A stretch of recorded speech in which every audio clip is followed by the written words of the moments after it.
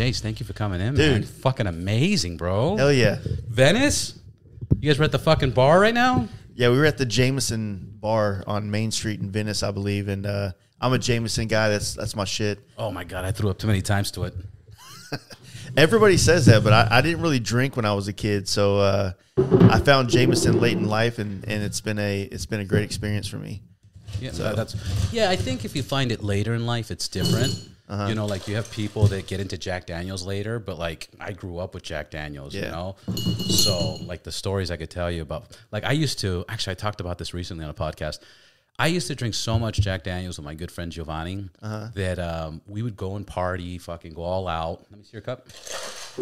And anyways, at the end of the night, you know, once we were home, once we were done partying, everything, like 4 a.m., 5 a.m., it's like, I got to go to bed, but we're so wasted. Like, we got to get this out of the system. And the way that we'd get this out of the system is we'd get the biggest shot glass we had, fill it up with fucking Jack Daniels. And I'm talking about end of the night where, like, if one drop of alcohol touches you, you're going to throw up.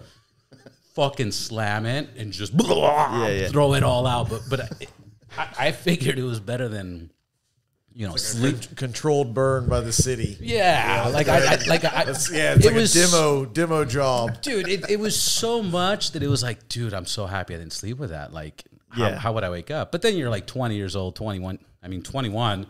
You know, wink, wink, and you didn't have to worry about it. But do you have that liquor that you to this day cannot smell because the smell? Jack Daniels. That's yours. That's yours. Yeah. So Jack Daniels. So mine. You brought tequila earlier, and I was like, please no, because that's my like Jose Cuervo, maybe Cuervo Gold, whatever. But that was the first thing that I was hands and knees in the front yard, puking, calling them whatever you want to say, whatever your terminology is for it. Yeah. And that's the one I could drink it margaritas. I can have a shot every now and then, but to this day, you catch me off guard. That just one whiff of tequila, it brings back tequila, the bad. But tequila is like interesting because it's cheers, gentlemen. Cheers. Thanks for having us. Thanks for fucking staying up late with us. Thanks dude. for fucking showing up. He got the text. He goes, "You want to go?" I go, "Where is it?" He goes, "Other side of LA." I go, "Fuck it, dude. What are we doing? Away from the beach and shit, spending money on drinks. What are you guys doing, man? Come here." Well, came here to party, dude. We're here for a good time, not for a long time, my man. Cheers, man. You guys have a fucking crazy journey. Dude, I want to hear about these last 20 days. Dude, I don't even know how to explain the last 20 days, but so I can fill into what you just said about your drinks. I was a late drinker, a late bloomer to the whole alcohol party game. And I fell in love with Red Bull. Someone showed me that you can put vodka in Red Bull. That was my shit. And then it was also like the weirdest thing because I'm a talker. Obviously, we're podcasters, right? Yeah. I've always been a talker. And Red Bull makes me talk more like I'm on fucking Adderall or some shit. Like you got wings. Exactly. And weird, huh? So I remember distinctively I was dating this chick. She was a bartender at a bowling alley, right? So when I first started drinking, my girlfriend was a bartender at a bowling alley. Smoky aftertaste. Yeah, it does have a smoky vibe to it. Yeah. And so I would go up there. I'd work all day, go up there, hang out with her. She'd be at the bar, and she'd just be feeding me the Red Bull vodkas, and I get in these conversations at the bar with whoever and whatever, you know, all politics, motorcycles, fucking, you know, just TV, just anything you can have a conversation with at a fucking bowling alley bar. Yeah. Right? And next thing you know, I'm like, I'm going to go to the bathroom real quick. And I walk to the bathroom with confidence, and I'm sitting there pissing, and I'm just like, because Red Bull vodka is like smooth. It's this unbalanced version of being drunk and ready to go. Right. So it's like you're ready to go, like, fuck yeah, I'm ready. But then you're I'm drunk. Wait a minute. Yeah. And then bam, you're throwing up on yourself. It's a crossfade. It's like a stimulant and a depressant. Crossfade is what it is. Yeah, it's a stimulant and a depressant. You're drinking two polar opposite things together, and so that's riding. When I smell that, Red Bull and vodka. Or no? I don't do it anymore. That I'm done with that shit because it does. Young man's game, huh? Yeah, grow up, dude. No, that shit is. I can't do that anymore. But whiskey, as of recently in the last 3 years, 2 years probably, has been my thing. It's like I drink it slower than I drink beer because we do a podcast and we'll have a mountain of beers over here, and I don't know how you feel about doing podcasts this way, but like I have so much fun doing this shit in these conversations, drinking, having a good time, that I don't want to hit stop.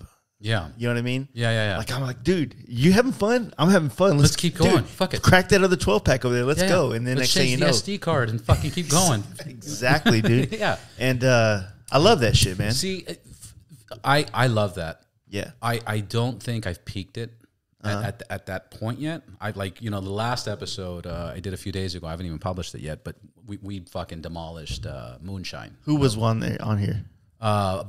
His name's Bob and his brother Joe. Okay. But these guys are Joe's a gun instructor. Okay. At a private range, so he took me out there Saturday, and we were just fucking shooting targets, shooting all kinds of fucking things that we're not supposed to, which was awesome. And then his brother is a bike shed member. Have you guys been to the bike shed?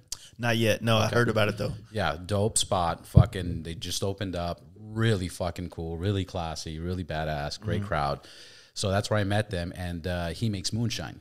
So he brought in his moonshine, and his brother brought in guns, and this table was covered in guns and moonshine, and we were fucking drinking. It was like the California ATF's like wet dream. Yeah, they're like, fuck yeah, man. But what's cool is this like studio is not registered. The building, everything's registered except for the studio. So this doesn't even exist. Yeah. So the deal when I got this, they're like, well, use as much power as you want because it's part of the building. I was like, score, so it's a fucking AC, all the good stuff. Yeah, dude, it's a dope spot, man. And the vibe is chilling. Fucking here, you got the couch in case somebody's old lady wants to come and like act like they're not interested. Yeah, like, I don't want to be here. Can I sit here and watch? What's your Wi-Fi password? Yeah, exactly.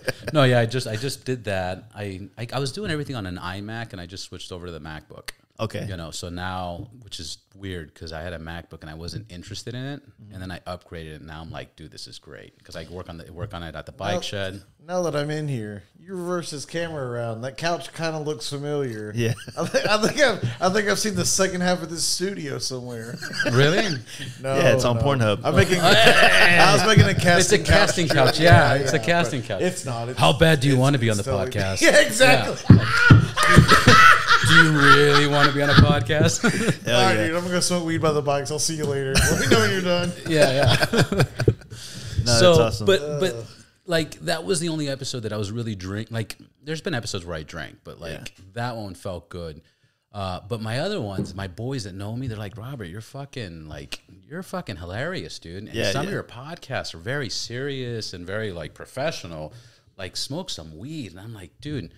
I always have weed, but I forget to smoke it, if that makes any fucking sense. Yeah. And that's what I want to start doing. I want to figure out a system where I can vent it out, smoke fucking weed, feel good, and just even enjoy it more. Yeah, I can understand that you've created, the Ride Balance podcast, you're 2 years deep into this thing, and I can understand how the professionalism, how you want to put it in, put your best foot forward. You want anybody for the first time they ever listen to your podcast to feel like you're taking it seriously, right? Yeah. 100%. I completely agree with you.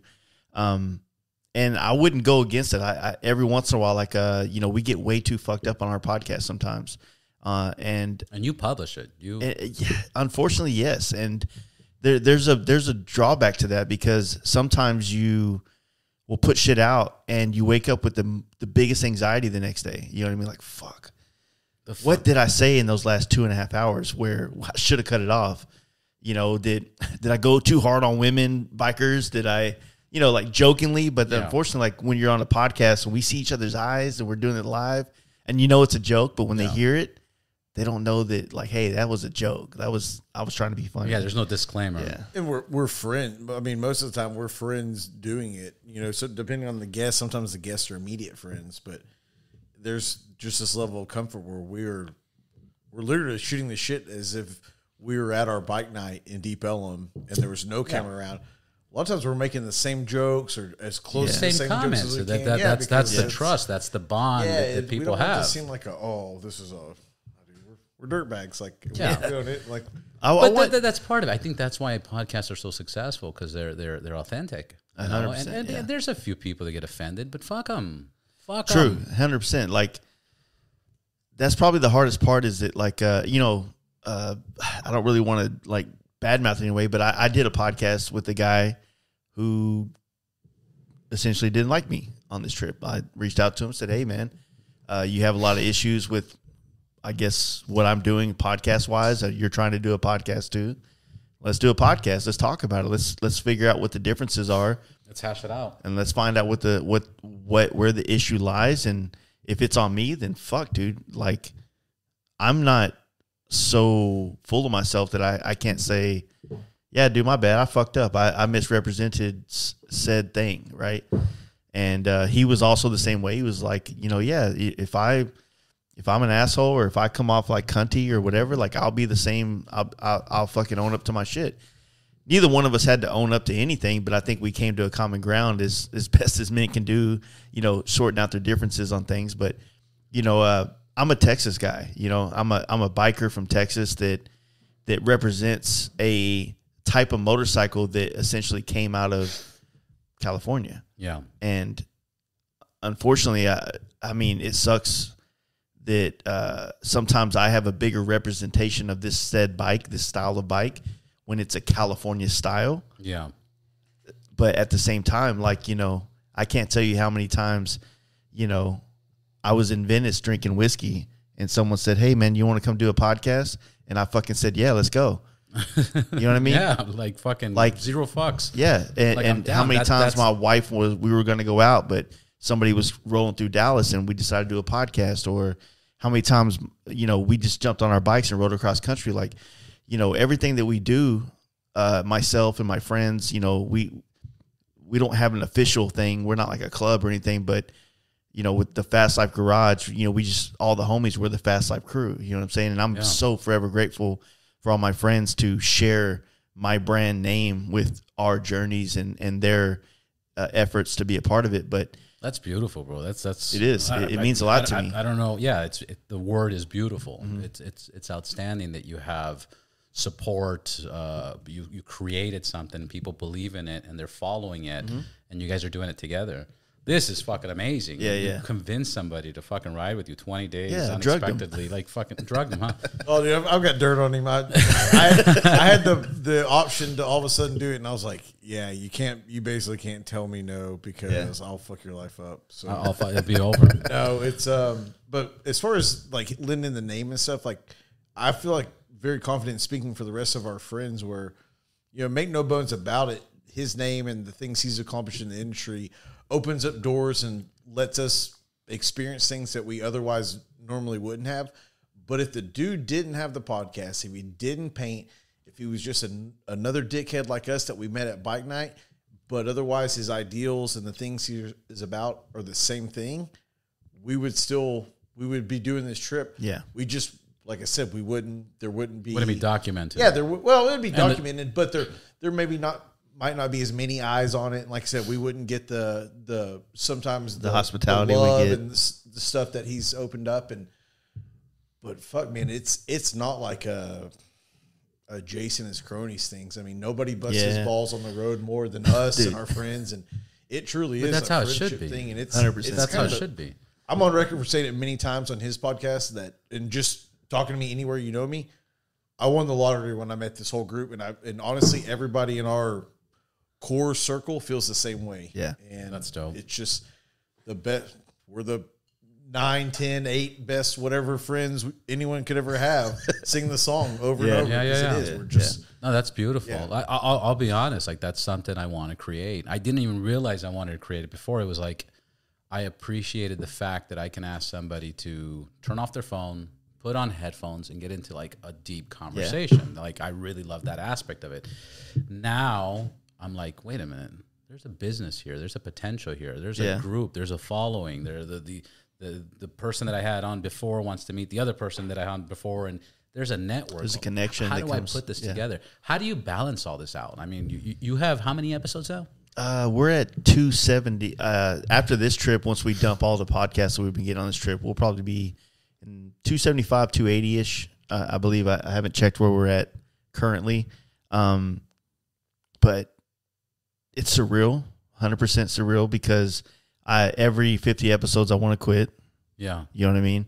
Every 50 episodes I question myself, like, why do you keep doing this? Like, you're an asshole, you're a dumbass. You're not qualified to be an ambassador of motorcycles in any kind of way. And not that I am, but, just how people perceive, what you know, what we end up doing as podcasters, like we share stories and messages, and we also promote a common ground of message. You know what I'm saying? Yeah, yeah. One thing I took from yours early on was that, like, you're in the heart of so much content, so many. You know, one of the things I was even telling him whenever I was talking, hey, let's go do this podcast. This dude's had celebrities on his podcast, man. Like, that shit's fucking wild to me. Yeah. You know what I mean? Like, you've had so many dudes on here that, like, from Michael Beach to Alonzo Bowden. Dude, yeah, Alonzo Bowden. I forgot about him. No, there's the comedian dude. He rides bikes. What's his name? Fuck.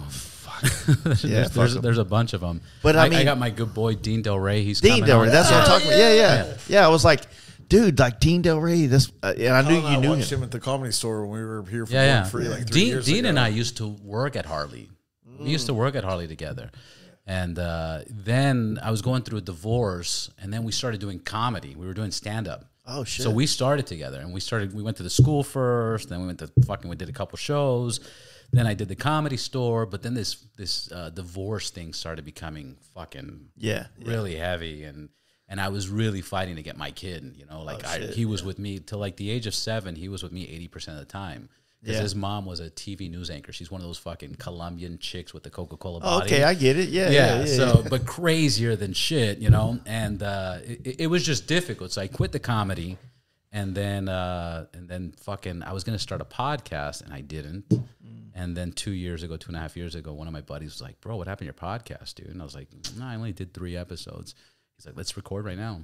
Yeah. And that's it. And this is the first time that I've taken it serious. And like what you were talking about, it's so serious.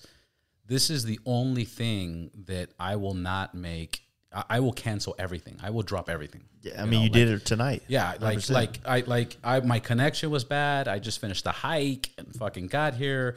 My phone thing, and then I'm like looking at your messages, like, oh, let's do it. Fucking, all right, look, let's get the graphics up. Let's set it up. It's what, 11:15. Yeah, it's fucking rock and roll. Yeah, you know. So this is the only thing that I've ever felt this way, other than my children. Yeah, for sure. You know, so.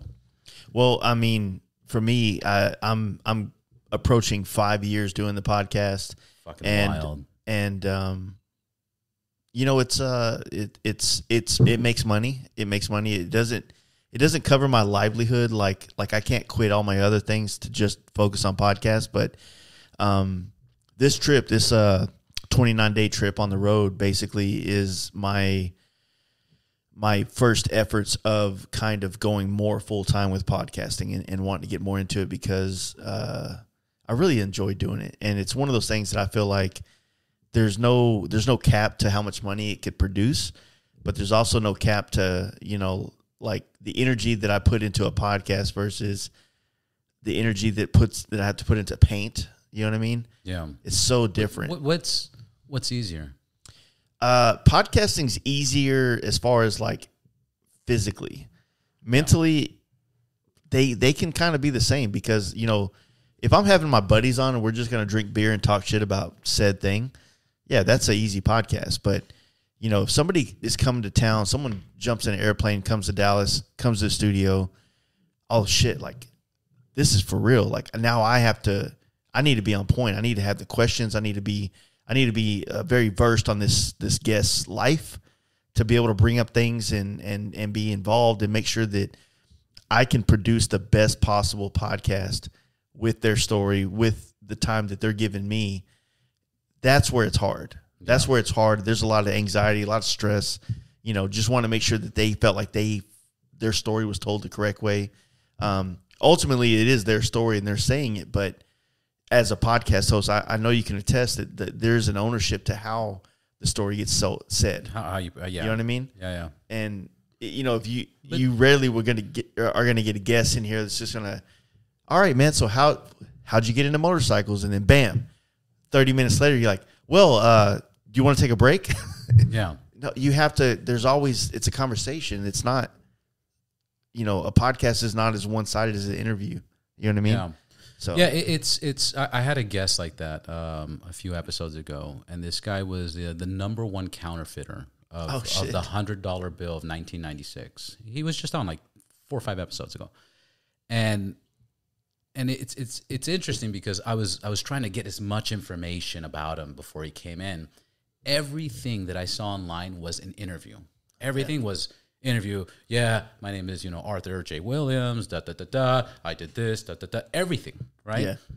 When he came in, we talked about crazy shit. We talked about him growing up in Chicago. We talked about fucking breaking into meters, dad leaving him, finding his dad 20 years later, living in Alaska and having fucking 8 fucking husky dogs that he was spending $1,000 on food that pissed him off because he's like, you spent $1,000 on your fucking dogs, but you abandon us. It just, there was gems in there. It was such an intricate podcast. And at the end, he's like, dude, I've never been able to talk about this long form. This was like amazing. I feel even better after a interview or a conversation. Exactly. Like this.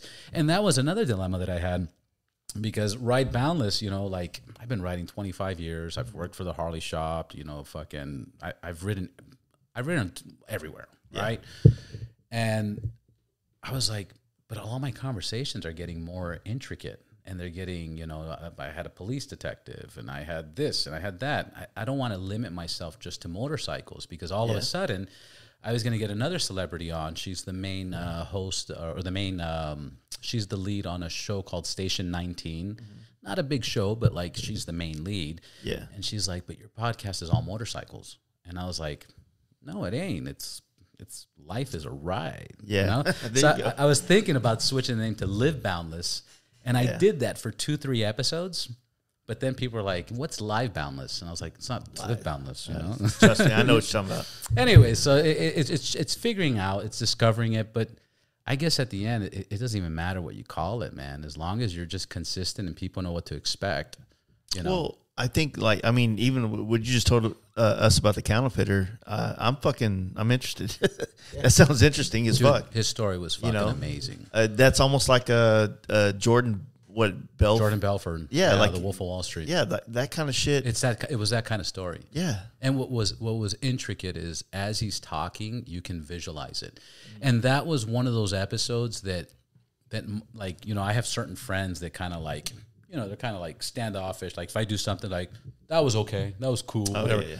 They called me and they're like, dude, there was so many gems when he said this, when he said that. Like there was one where he was talking about there was no food in the fridge. I posted this one. He goes, there's no food in the fridge. My mom's depressed, and my brother and I, we hit the streets and we have a stick in our hand and we start hitting fucking, the parking meters. Yeah. Blink, blink, blink. And then we're like, fuck, man, what are we going to do about food? And then clink. We hear this money in this fucking meters. And we're like, well, fuck, how do we open this? There's fucking money in there. Yeah. And they figured out that if you do this, that, they fuck. Anyways, they open them up. They get like 80-something bucks on a few meters. They go to the store, buy food, take it home. And the mom's like, where did you guys get the money to buy this food? And he's like, we found it from the fucking meters. He gets fucking spanked. After he gets spanked, he gets sent to his room and says, God will take care of us. And you know what he responds? He goes, he did, Mom. He showed me how to open up the meters. And that's how I bought the food. But it's like, it's just crazy shit. Like the best thing you can get from a guest is intimacy and vulnerability. Yeah. When somebody opens, especially the bigger their platform is or the wilder their story is, when they open it up and they give you the details of stuff that they don't put in an interview. You know what I mean? That's, to me, that's one of the biggest differences.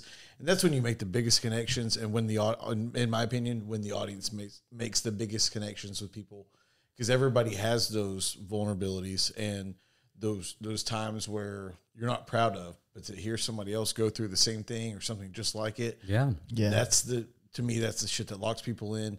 And that's the thing That's especially in this motorcycle community that makes everybody. It just makes it like we're all the same. Dude, we're all the same people. We're all the same people, and that's what's also wild about this. It's like if I want, like for me, if I want to be like, this is a motorcycle podcast.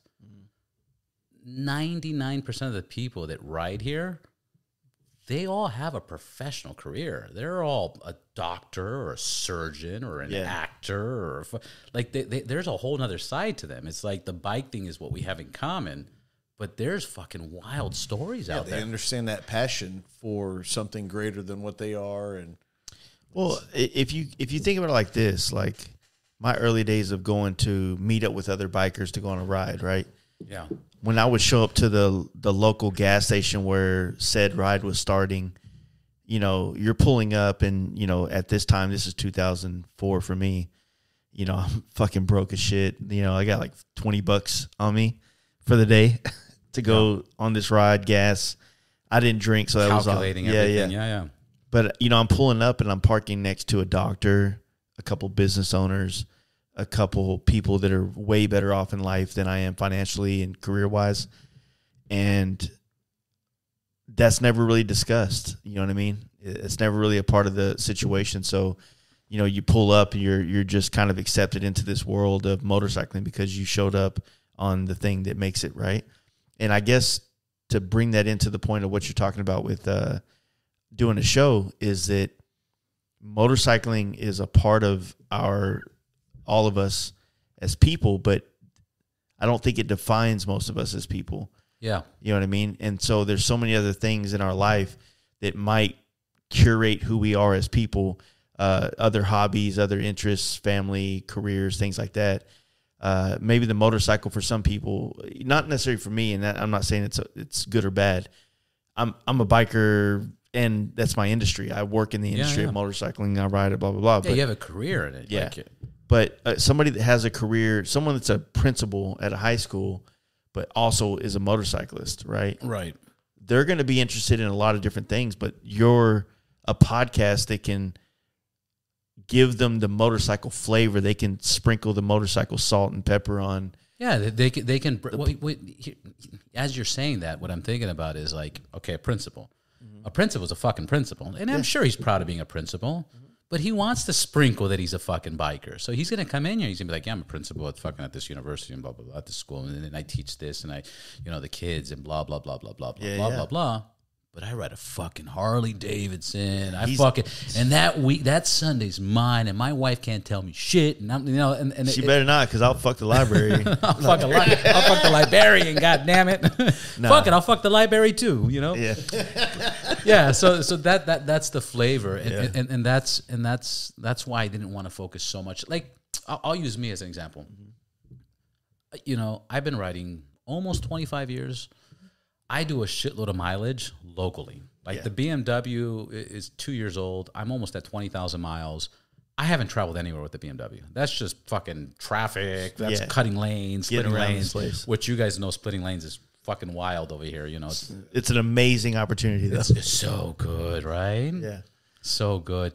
But I ride. I am what's considered a biker if you look at the mileage. But if you look at my style, if you look at what I do as a profession outside of this, if you look at my lifestyle, I'm not the typical biker, right? Like I had somebody call me from a TV station. They're like, hey, Robert, we know you ride bikes and you're fucking this, that, but we're looking for bikers, tatted up, you know, bald. And I was like, me? They're like, no, not you. You're too professional. Yeah. We're looking for the. So anyways, I hooked them up with a bulletproof welder. Okay. Yeah. So he came out in a music video, a Spanish music video, and that's the style they're going for. But my point is that I consider myself a biker, but I don't look like a biker. Society does it. The society, yeah. Well, that's the problem too, because you know, I had another conversation I was having is that I think historically we all have this. I think society has an idea of what a biker looks like, and I would say that like the skateboarders of the 90s who have become bikers, they've helped kind of change how bikers look. Now, most of us wear Vans, we wear Dickies, we look like we can also go sand your car, you know, or some shit like that, like work in a shop. But, you know, I feel like the one thing that some generations, or let me see how do I word this? Like, I love the history of all of us, like the bikers, especially SoCal. There's so much history here in biker culture. But as much as I do appreciate it and I do want to pay homage to it, I also want to make history myself. Yeah, I want to look like what I'm comfortable looking like, and I want to ride, the thing, I want to set my bike up with the influences that are from said whatever, you know what I mean? And I hope that in 10 years or 20 years, maybe our generation of bikers will be looked at a different way. Like we won't be, you know, think about it. Like we try to host bike nights at restaurants or bars, and they have this notion of, oh, we don't want a whole bunch of fucking bikers here, loud, dirty, don't tip well. Like, we have a great reputation in Dallas because when we host bike nights, we fuck with dudes that don't tip well, that act like an asshole to the bartenders. We treat the bartenders like they're fucking the president of our bike club.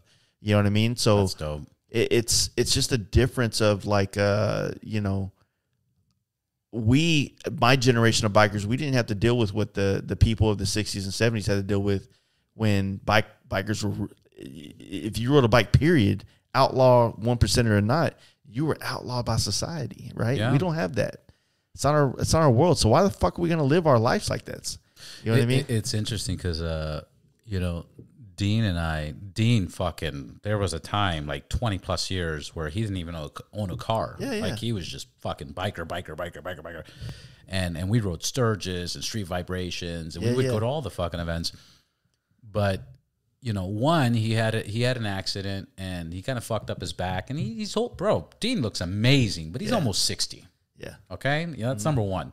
Number two, he kind of got tired of that whole society thing. He's like, dude, I'm kind of like these are my tats, because he used to be in a rock and roll band. He's traveled the world. He's done concerts. But he's like, dude, I'm tired of fucking rolling up somewhere and just, you know, people are like, or like being treated different or, you know, looked at different. And he like, I almost feel like that was the point of why he stopped riding. Yeah. You know? I mean, I would want to stop because it's annoying. It's like, yo, man, like, you don't claim me whenever I'm nobody, but then whenever I'm somebody, now you want to claim my style. Yeah. My style. Like, oh, I'm stealing from you now, dude. Like, get the fuck out of here, dude. Who are you? Especially as an artist. Like, people are like, oh, you think you're a fucking biker, but then they're copying your fucking painting skills or trying to. The world, you know, we did a podcast today, and he summed it up in a good way. It's like, we all as people have to be in a position. He's got to try the tequila. I'm good. No, he's got to try the tequila. Go ahead. We all have to, how do you say it? Yes, please. We all have to learn the skills and the vibes and the styles that we need to do, but we also have to get to a point where we're ready to share it and mentor others into it, if you will. Yeah. And I'm not saying that I'm at a point, but this is something I gathered. You are at that point. I gathered this from the podcast where he's like, yo, man, I've been honing my skills. I've been holding it close to the chest. You know, I wanted to, you know, I've been scared to show people what I'm doing, but now I'm realizing that what I'm doing is becoming obsolete. It's becoming a dying trend, a dying craft. Yeah. And if I don't, I've been pushing people away for so long that now I'm like, I almost got to beg people to come want to learn it now, because otherwise it's going to die with me, right? And I think that culture can do that. Culture can die with a generation if they make it too hard to understand, you know. And unfortunately, this is not by design of any of us. Culture is becoming more simple-minded, right? There's simple, quicker, social media, blah, blah, blah. Instant gratification. Yeah, all that shit, right? How do you make this culture more palatable? But here's the biggest question. Like, I don't understand. I don't have that answer, right? But do you want to be the generation where this shit dies on? Because you could figure out how to make it cool to the next generation. And that's what it is. Because the grandfathers, the old, you know, angels of the past that were fucking doing, you know, the Rolling Stones concerts or whatever the fuck, and they didn't have to do much because culture exposed them to us, right? Yeah. But now there is no culture to expose. We expose ourselves with social media, right? There's no magazines out there exposing what we do. TV shows aren't looking for bikers right now. We're not fucking popular, right? No, everybody wants a cowboy right now, right? Yeah. So how do you as the torchbearers of a culture and generation or a style of bike carry it. Otherwise, it dies on you. I think we're kind of the first. That's fucking deep, dude. We're kind of like the first, maybe.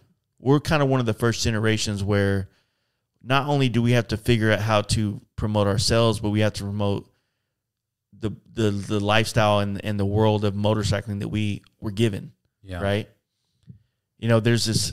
I'm going to try to dive into this, and I'm probably going to sound super ignorant about it, and I haven't read the book, but I've read the Cliff Notes, and it's a book called The Boomer Generation. It's a generation of sociopaths.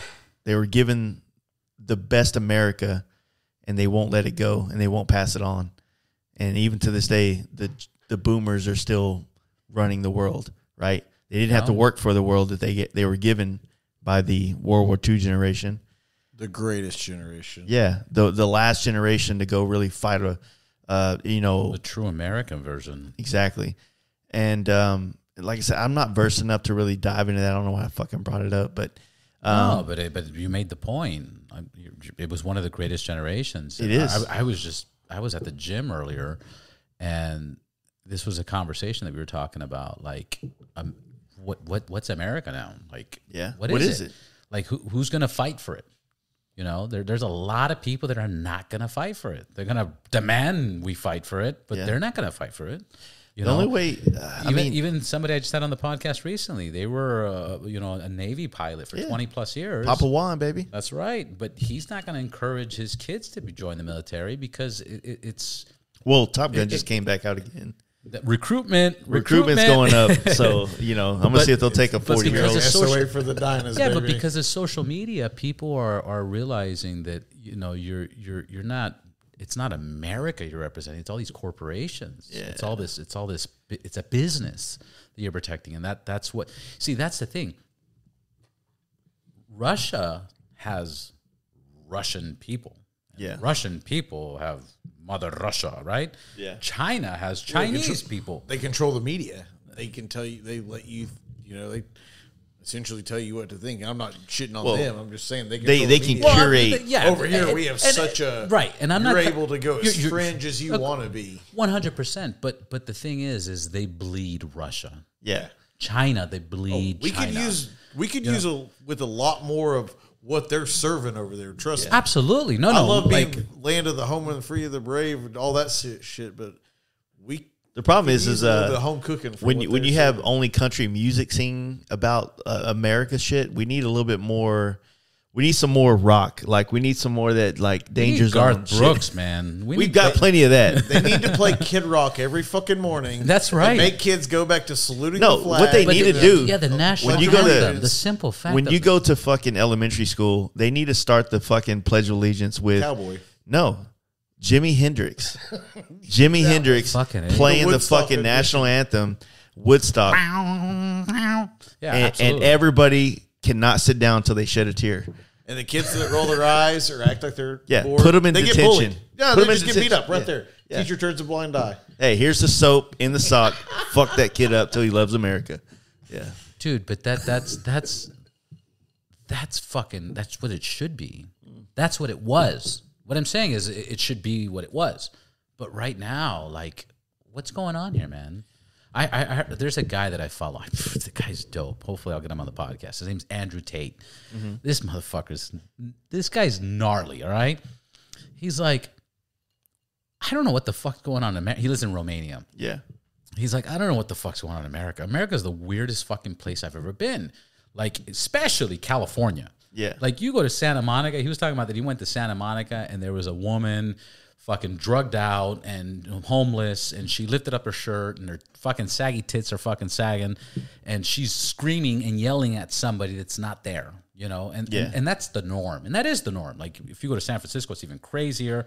Like, we have crazy fucking people here. Mm-hmm. And I've traveled, like, a lot out of the country. You don't see the craziness you see here. And I love this fucking place, but it's fucking crazy. This is a nice neighborhood. There's a fucking RV homeless fucking guy here. There's some people selling drugs down the street over there. This is a nice neighborhood. I know people in Beverly Hills, they're getting robbed. Their watches are getting robbed. Their cars are getting robbed. Another guy just got shot and killed in his own home in Beverly Hills. Like, what the fuck is happening to America, bro? It's like, it's bro, like, you're talking about the last generation, like us being the last generation of motorcycles.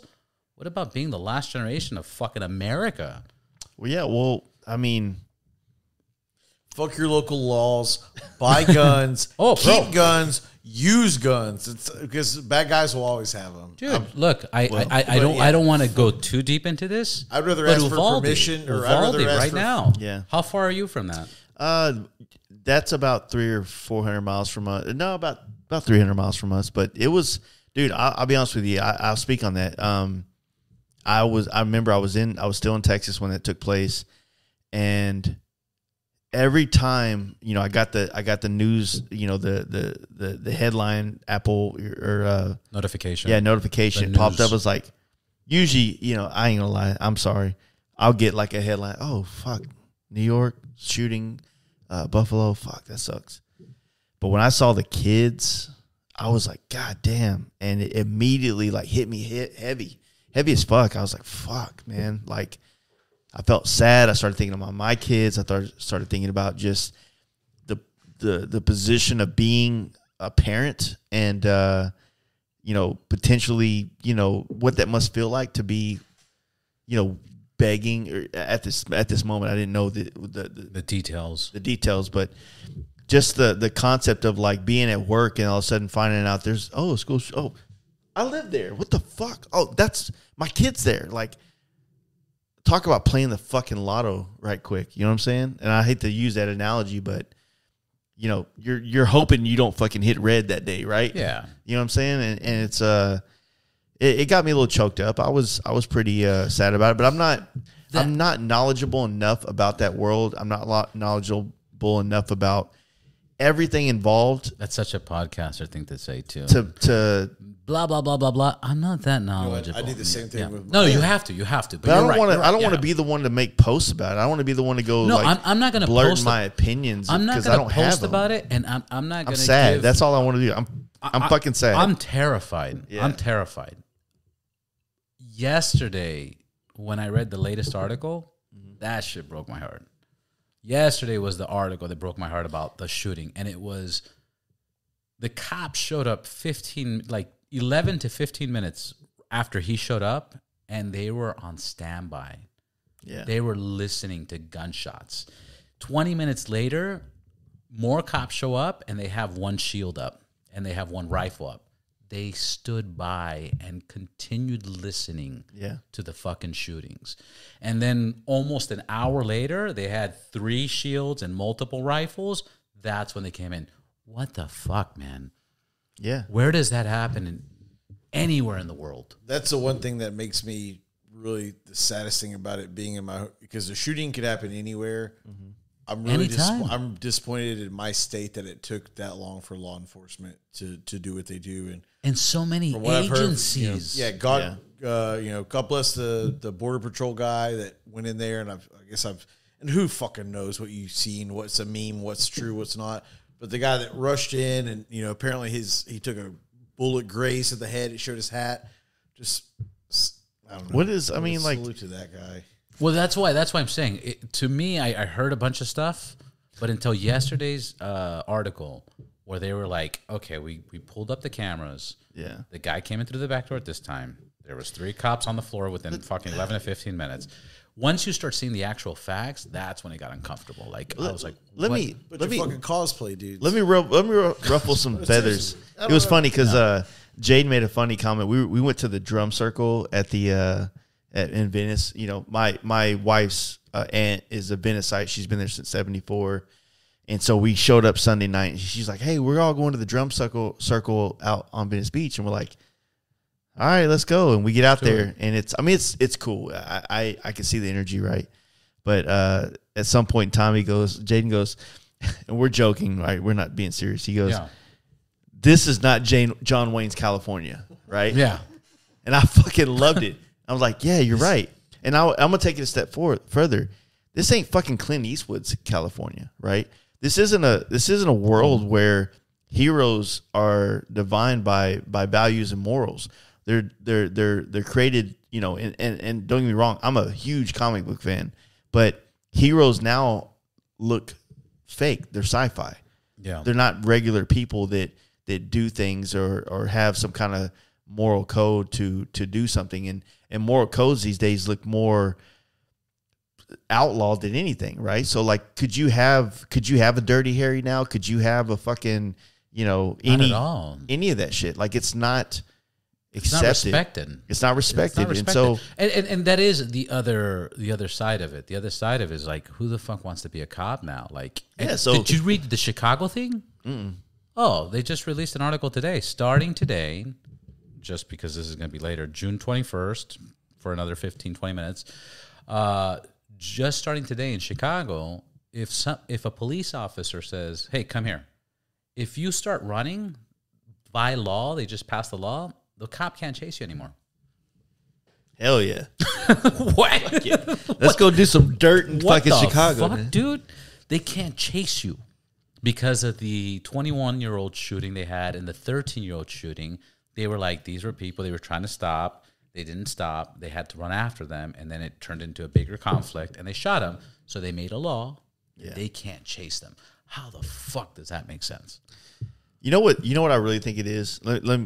This is another ignorant perspective of everything, but I think that we have grown as our society as people has grown in exponential amount, and it's as accurate as our founding fathers have created a constitution, a Declaration of Independence for us to kind of live by. And of course, there's been amendments to that over the years, and obviously some things that have, you know, been great things, but there's no there's nothing that has like made it to where it's like it's understandable for this many people. You know how crazy it is when I am a victim of having a DWI, right? Right. And I say victim because I wasn't that drunk. Right.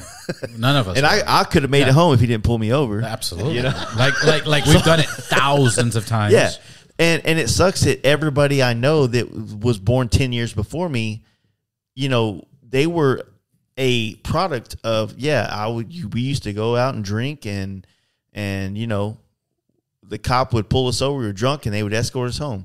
Like my generation never got to experience a slap on the wrist. Not at all. You know, my generation is like, we get fucked at 21 years old, and we have $10,000 in debt to the fucking state for a minor thing that every one of those motherfuckers got in trouble for too. And our insurance is expensive because we were under 25, and then our insurance is more expensive because we have a DUI or DWI. Yeah. And then on top of that, you're white, and you know, I'm Cuban, and like it just continues. Yeah, yeah. Like our fees were ridiculous. So to me, it's like, you know, we all base things on history and the culture that we all grew up with, our family, our friends, and how it was for them. But how it is for us is not the same. But half the country still bases their like how things should be based on how they had it, and how they had it ain't how we have it, and how we have it ain't how my kids are having it. Yeah. So it's like it's almost like it's too short of a demographic of life to live out nowadays to, you know, even though I still feel young as shit, I can have a conversation with my son or my daughter who's 20, right? Like the way How old are you? I'm almost 40. Yeah. I'm 39. I'll be 40 in 2 months, but my daughter's 82? 20, 82. Yeah. My man. You look way better than me, by the way. So, yeah, I'm going to work out one day. You look good, man. I was planning on working out in September. I didn't expect 39. Doesn't flow off the tongue, but Cuban don't crack. Cuban don't crack. But I don't know, man. Cuban American, man. American Cuban. How about that? Yeah, there you go. I don't know, man. Like I just feel like there's just like this when you see people bickering back and forth on news about like you know, Democrat, Republican, you know, race, whatever, blah blah blah. It's like nobody's addressing the fact that like, yo, like, you know, it's not about white privilege anymore. It's about like 70s privilege, 80s privilege, dude, 90s privilege. White privilege right now, especially like in the film industry, is gone. I was actually riding with Michael Beach and Eddie Ciprian. Okay, both they've been on a couple. They're TV Michael stars, Beach, I know him real well. And I don't know him, but I know. Yeah, Eddie Ciprian did a lot of things with Michael Beach. We were just riding maybe a month ago. Eddie Ciprian's Cuban American, okay, but he's fucking 6'3", light complected. He's been acting his whole career, like because of his light skin and whatever. They're telling me right now, modern day Ricky Ricardo, but they're telling me right now, they're like, dude, if you're a white boy trying to get in the film industry now, if you're a writer and you're white now, forget about it. They're looking for minorities. They're looking for, what. And it's funny because we say minorities, but now it's like they're not the minorities. Now the white, anybody that's white is a minority. It's twisting. Like Louis C.K. I fucking love Louis C.K. He had a joke. He's like, I like being white. We can do certain things black people can't do, like time travel. I can go back into time anytime, and they'll be like, "Sir, your seat's right here." Yeah, I remember that one. But he goes, "But I'm not going to travel to the future because white people are getting, we're getting ours. We're getting ours."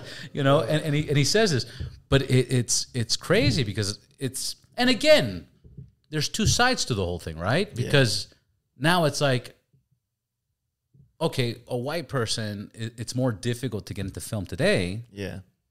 But for a black person, it was more difficult for them to get into a film back in the days. So it's... You know what's gonna solve all this shit? And this isn't a white or black situation. Stop talking about it.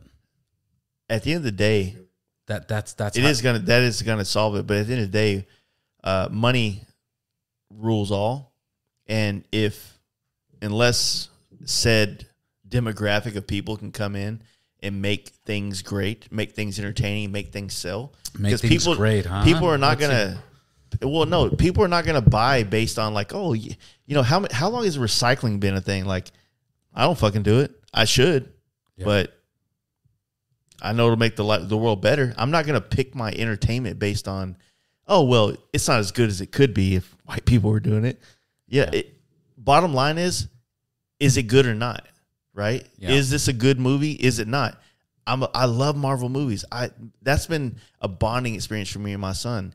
I'm gonna tell you right now, shit's getting weak. Shit's getting woke, and it's getting a lot more hard to. Endgame. Endgame was the end game of that. Endgame was the shit. But after that, no. Endgame sucked. Dude, I cried. Look, listen to me. Hulk was transgender all of a sudden. For sure. I agree. What the fuck? The dude from Guardians of the Galaxy, the fucking 70s, 80s music badass playboy, was like pussy whooped and fucking weak. Iron Man, the fucking masculine, rich fucking dude, dies. What else was there? Captain America dies and turns his shield into fucking Hulk, whatever, fucking the black actor, which I love him in Can't say black Game. actor. Yeah. You gotta say African American. I can't even say African American. I gotta say American dark. That sounds terrible, bro. It all sounds bad. It all sounds There's no bad. good way to say it. Yeah, but he'll always be Papa Doc to me, who got his ass handed to him in 8 Mile, baby. But the thing is that so fucking extreme to say we got to retire Captain America. So Endgame, when I saw that, I was like, dude, this is like really. Then the woman was the most strongest. No, that was the next one, right? No, she was supposed to be. But she was the strongest fucking Avenger. All of a sudden, woman power. And if you look at what they turned it into compared to the other movies, it's like, dude, this is really fucking weird, man. Society's taking a big turn. What Jay said is right as far as like the cream's going to rise to the top as far as talent goes. And what you would hope they realize is you're in a time where you've never had more competition between TV being as good as it is, the just endless options on TV. I'm listening. All these things to do there. If all of a sudden you want to start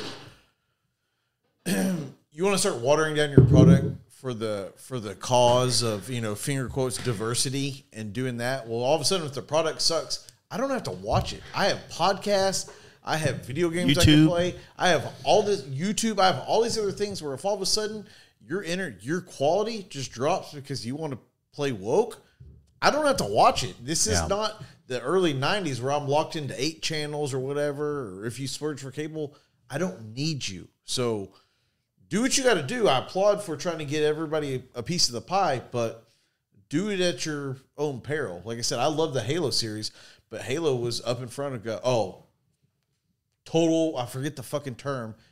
And man, there was a couple roles where I was like, this kind of sucks. I don't understand what this chick's saying. And going back and looking at the canon material, this should have been an old bitter white lady. And it's not. And it's not. And again, and I don't give 2 fucks about that. It's just nobody just don't ruin your product, because if you make the quality worse, I don't have to hang around. I have more than enough options.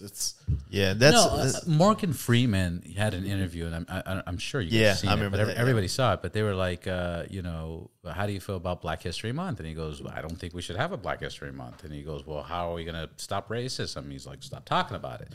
Is there a Jewish month? Is there a Latino month? And he starts going into these things, and that's the thing. We got to stop talking about it. It's who is for that character, who is the best celebrity. You don't need it. You don't need it. The Idris Elbas, the Michael B. Jordans, the late great Chadwick Boseman. You've got fantastic people that do their own. You know what I mean? You don't have to.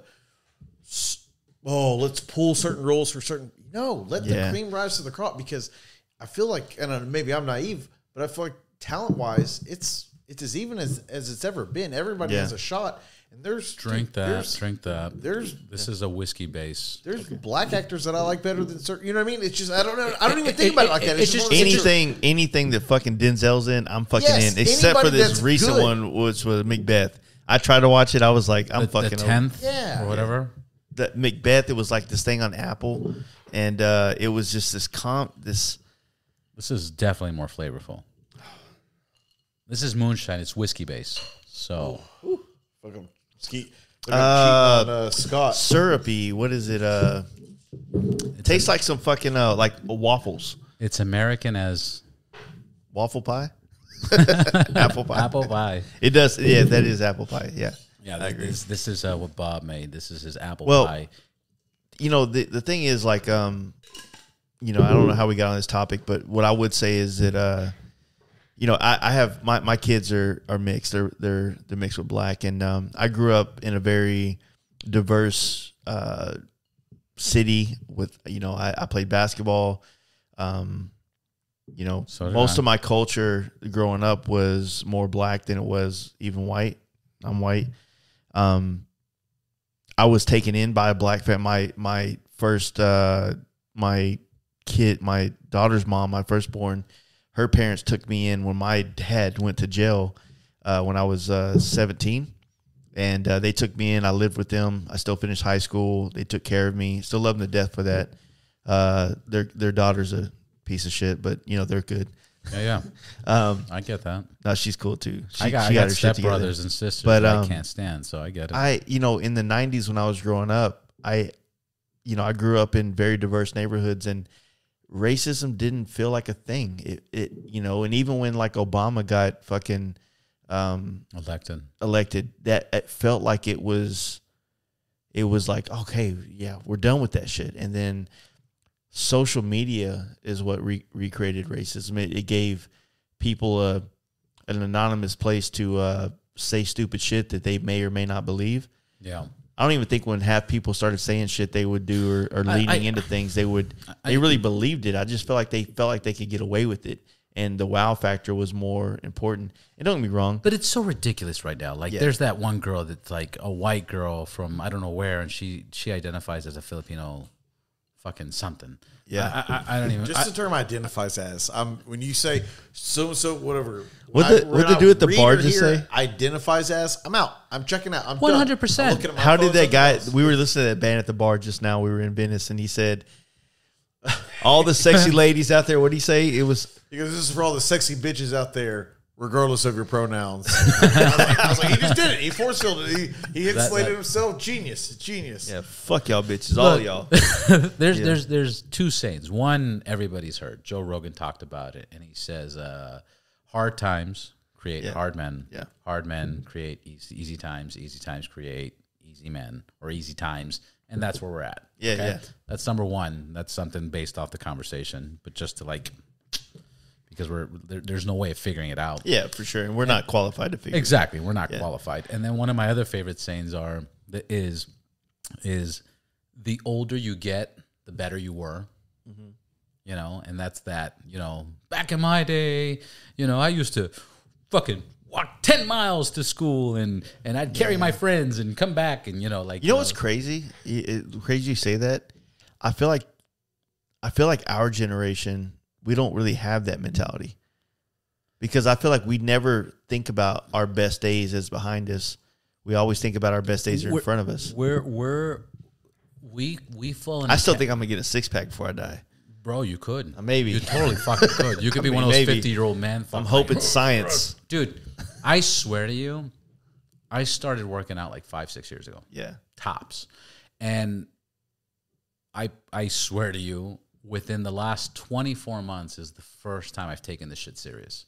Okay. Like, I've never gone to a gym by myself. Mm-hmm. Now I go to the gym by myself. And this is new to me. Mm-hmm. You know, I used to lifeguard when I was in my teens. In my 20s, it was drinking. In my 30s, it was drinking. And it's new. So you could totally have a fucking 6-pack by 50. Like, no joke. No, seriously. Like, no fucking joke. If I could joke. finance that shit. Dude. Finance what? Eat less? No. Eat less? No, correct me if I'm wrong, but it really is a matter of nutrition at this point. No, I mean, it's a nutrition and then putting in the work. Yeah. Nutrition. Well, that's the goal. I mean, right? The point is, I'm asking you. You're the cut one. It's not far fetched. Like it's not, because I'm telling you, like people that've known, like I'm in the best shape of my life. Yeah. I will fuck up 27-year-old me. Yeah. And 27-year-old me was fucking violent and a drunk and beat up and crazy. I will fuck him up.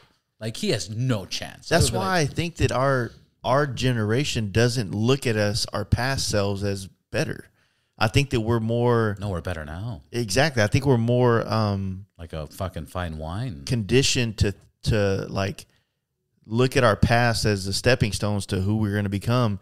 And even the future is going to be better than we are now, right? 100%. And I mean, that's how I look at it. Look, I don't know who said it, but there was... I want to say, it's probably wrong, but I want to say it's Elon Musk. Mm. And Elon Musk goes, here's the thing. It's that we're getting better. And we're almost like the best, like when we start to really get better is when we hit like that 50 mark. And when we get that 50 mark, that's like where we're not angry, we're not looking for fights, with egos fucking down. Now we start getting wiser and educating. And that bothered him, if I remember correctly. That bothered him because that's when we start dying. Yeah, that's the cruel life joke. That's the cruel life truth. And this is one thing I appreciated. By the time you have the wisdom and the success, right, your body starts failing. It starts failing. And this is why he wants us to live longer. Yeah. And I love the way he described us living longer. And this is what he did. And this is my favorite shit. I never even talked about it, but it was my favorite shit in the whole world.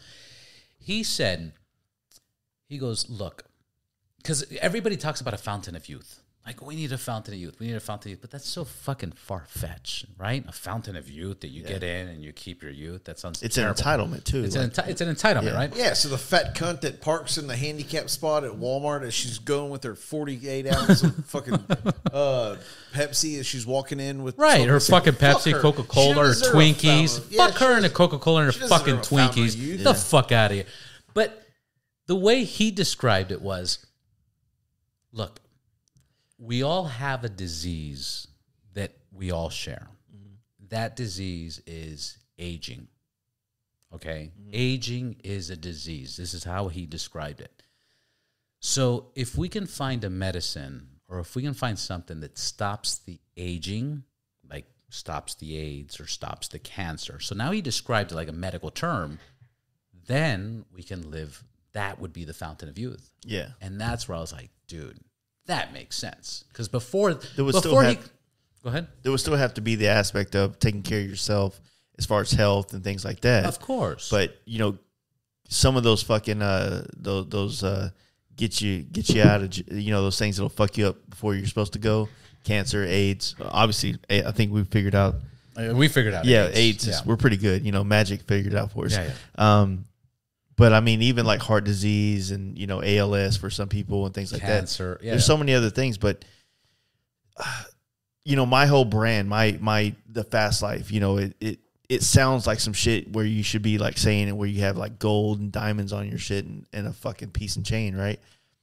But it's literally just like I guess the term would be a metaphor, where it's about like trying to just live as much life as you possibly can. Period. Like, you're in your 30s, like maybe you got 2 weeks of vacation, like go do something. Like don't live your life. Don't waste that shit like at all. Going to, don't do just fucking do a fucking staycation. Yeah. If you live in Dallas, don't take your old lady and your kid to Arlington. Don't go to a fucking wild like the Rangers game. I get it. Like 15 miles from home. Eddie Murphy fucked me up when he was filming Coming to America Part 2. Mm-hmm. He did a social media post, and it's interesting because a lot of people didn't see it, because when I bring it up, people are like, I didn't see that. But he said something so fucking interesting. And he's like, I'm paraphrasing, but he was like, let's say you live 100 years. Let's say you're blessed to live 100 years. Mm-hmm. That's 100 summers, 100 springs, 100 falls, 100 winters, okay? The first ones don't really count because you're a fucking kid and you can't do what you want to do. And the last ones don't count because you're kind of old and you can't do what you want to do. Yeah. So that leaves about 40 summers, okay? Mm-hmm. Most of you listening have probably already lived 10 to 20 of those summers. So that 100%. Gives you 20 summers to enjoy your life, to take advantage and use your body and to the fullest. Go to the beach, go to the fucking pool, whatever. Ride your fucking bikes for 30 days, whatever the fuck. Do it. Yeah. And do it now. Do not wait. Mm-hmm. On a separate note, I read an article, and that article said that it was people on their deathbeds and what they regretted.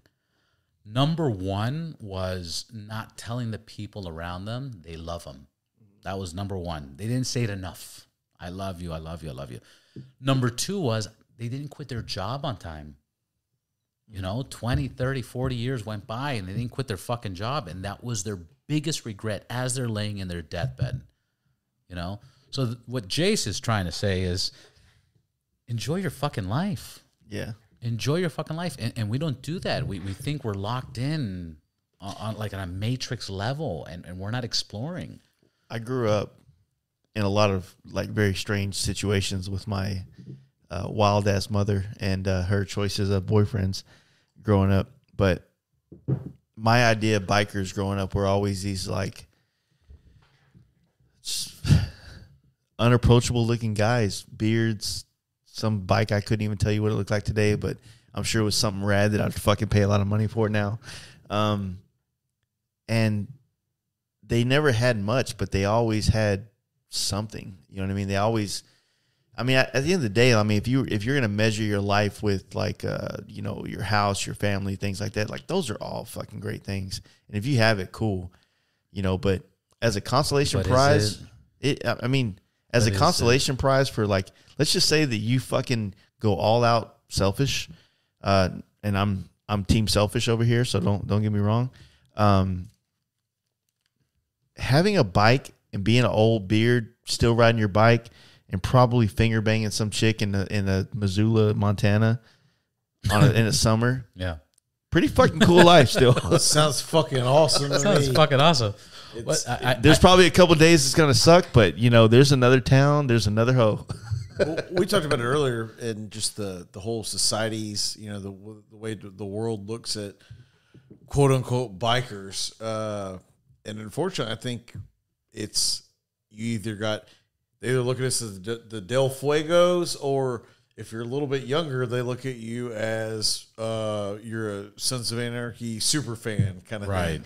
Right. And it's even though there's guys that, like I said, we wear Vans, hoodies, we're not in the club life. We don't show up to bars looking tough, trying to intimidate people. No, yeah. dude, we're friends. We're brotherhood. happy. Brotherhood. Yeah, the bike is just a thing that connects us all and gets us there. And that's what you guys have in common. It's what moves us internally. I mean, but unfortunately, the world is still stuck in as far as when it comes to, like I said, the perception, perception of bikers, and I'm doing the finger quotes. Yeah, it seems like we're one of two things. This guy's done a podcast or two, huh? Oh, he's been on a bunch of them. Yeah, I'm kidding. You can't, like I said, if you don't wear a leather cut, or I wouldn't trade it for the fucking world. I love meeting girls. We're like, oh, you ride Harleys? Yeah. Oh, so we're leather and chaps? No, sweetheart, we're this. And then all of a sudden they see it and they're like, oh, fuck, dude. I didn't know bikers could be like that. I love meeting the younger guys that all of a sudden do they want to go in club world? They don't know. They know they like motorcycles, and they see this and they're like, the light bulb not only goes off, but the bulb gets so hot it just explodes over their head. And this is it. The performance scene. We've got and I say that again with finger quotes, performance scene. Right. Whatever the fuck, dude. We've got a tribe nationwide of 100%. The guys that no hard feelings towards the club guys, just not necessarily our thing. Yeah, I think that the club world, and I've done podcasts with people, not necessarily club people, but more club centric podcast people, and we've talked about how the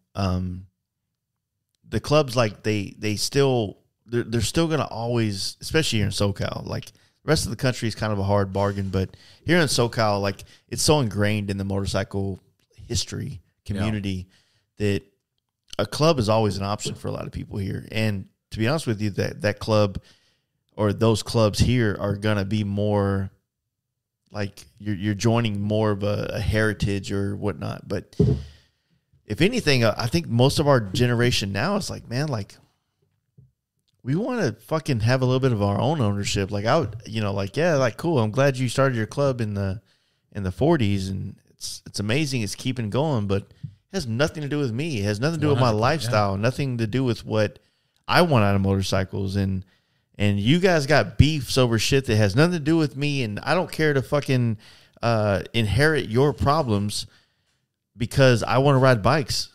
You know what I'm saying? And all these rules and restrictions and a year waiting period, a year of eating shit. And eating shit and being a prospect and all that stuff. You can show up to a bike night, and within a couple weeks of being cool and people, recognizing your face, all of a sudden you're going on rides. The problem is, we're unique in Texas because our bike night was is a place where, you could show up and as long as you're not fucking weird as fuck, like, if you want to come tag along and be a part of this, then just show the fuck up, right? It was an easy thing. Yeah, you're not forced or manipulated. It's hard here, man. There's so many. It's so spread out, man. It's so spread out. And if you were to have a weekly bike night right here where you're at here, what Studio City is that area? Yeah. If you were to have a weekly bike night every Tuesday, for one, you also have to be the guy that's there every Tuesday as much as you can be. But I mean, you got all the way to Ventura to fucking, Orange County or even further that might want to be San Francisco, fucking Valencia, Monterey, Carmel, Modesto, Fresno. You got so many. They're not going to want to come down Bakersfield. They'll do it once or twice, but for people to commit down here, people are fucking flaky, man. Yeah, it's funny because I don't want to say my blood boils when you say it, but there's times that you're like, the Ride Boundless podcast and Robert Valderrama is in Los Angeles, and there's so many actors, and there's so many this, and there's so many. Dude, I have to annoy the fuck out of people. I have to blow up people. Like, just getting people on the podcast is a job. Oh, trust me, I'm right here, and it's a job. It's a job. It's a job. But you would think they're laydowns in L.A. They're not fucking laydowns. Yeah, everybody's pink. I had a laydown podcast today that I didn't even want to fucking do, and I was like, all right, I'll do it. Cool. 5 p.m. And he's like, yeah, let's do 5 p.m. So at 2 p.m. I'm like, hey, we good? Oh man, I got this deal. We're shooting some shit for Harley. It might be a little bit later. So he finally hits me back at 7 p.m. I was like, dude, I'm fucking over it, dude. Like, I wasn't even planning on doing a podcast with you. It was just kind of like more of a sympathy thing, if you will. Yeah. And I'm like, fuck that dude. I'm just like, dude. Fuck that dude. I don't know. The hardest part, I mean, yeah, you're from LA. You're not saying that. I'm saying that. Fuck that dude as an LA resident. Fuck you, because that's the typical shit that happens. Yeah. It's just fucking it's just so ridiculous. I got a girl, I'm not going to say her name because I'm like working on it right now to get her on the podcast, but she's fucking badass. She's funny. She's hilarious. She's sexy.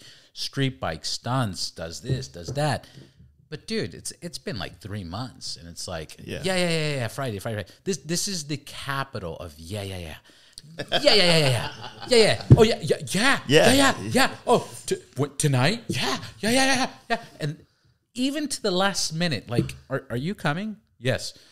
It's in 5 minutes. Yes. And then you call, and then you call again, and then you like, the fuck, dude? Like, you just told me you were on your way 5 minutes ago, and they go MIA. This is the capital, and LA is difficult. I'm not gonna say it's not, like, because you get a job here, you get a job here, you get a job here, but that fucking traffic becomes devastating, and it's a hard city to commit to. It's not just the people, it's just it's a hard lifestyle, but it's not laydowns. It's not like, I want an actor today.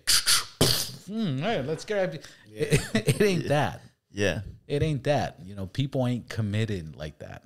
Like, shit I get it. I can see how it's hard, because also, like, there's a lot of like flyby opportunities that seems to happen to people out here. If you have something going on, dude, random. It's a dealership wants to fuck with you, or Harley proper, or you have some kind of fucking deals with some of the studios out here. There's always something, and it's like it never fails. And obviously, I'm here on Born Free Week, right? And so I forgot that's happening. A lot of things are happening this week. A lot of people are coming to town. Try this. You have to try. I gotta hit the head. Here, I'm gonna give you the keys. You'll be good. Yeah. Silver key for the office. This is for the office, and this is for 102. Yeah. So like coming out here when I started reaching out to people, and of course everything's gone to shit from my original plans with the people I had. I'm on the road trip, right? So my goal is first of all, but keep that thought. You rode your motorcycle, brought one of your best friends, and traveled all the way to California. And I'm sure you have made contact. We did, with people and appointments with people. Riding a motorcycle from Texas is not an hour or 2 hours. Sure. It's a fucking journey. You're stopping at hotels, you're resting, whatever the case is. So you went completely out of your way for so far a 21 journey. Now, what are you facing with that? The hardest part with it is, like I said, like to be fair, a lot of brands that we talk to, or we're trying to talk to, that our audience wants to hear from, they're running a business. So I get it. I'm here on a Monday. I have an opportunity to do a podcast with you at 9 a.m. to 12 p.m. If you can't do that, then now this is off the table, because I have a 2 p.m. that is available, and we've already scheduled that. And then, and I understand how hard it could be for them, because they might have a business, and if they're not understanding, like what this podcast could be for them, you know what I mean? And I don't ever know. Like, I've had people benefit so much from the podcast, and I've had people that should have benefited the world that didn't, right? And so it's kind of it's pissing in the wind, essentially, right? Right. But when you're on the road, like I'm here, I'm like I did a podcast in Hollywood today, and this other guy, which I don't want to talk bad about the dude, but maybe if he ever hears this, understands, like, I finished that podcast at 2 p.m. I told you I was free at 2 p.m. I'd be there at 3, wherever in LA County. And then you respond with, I'll be free at 5.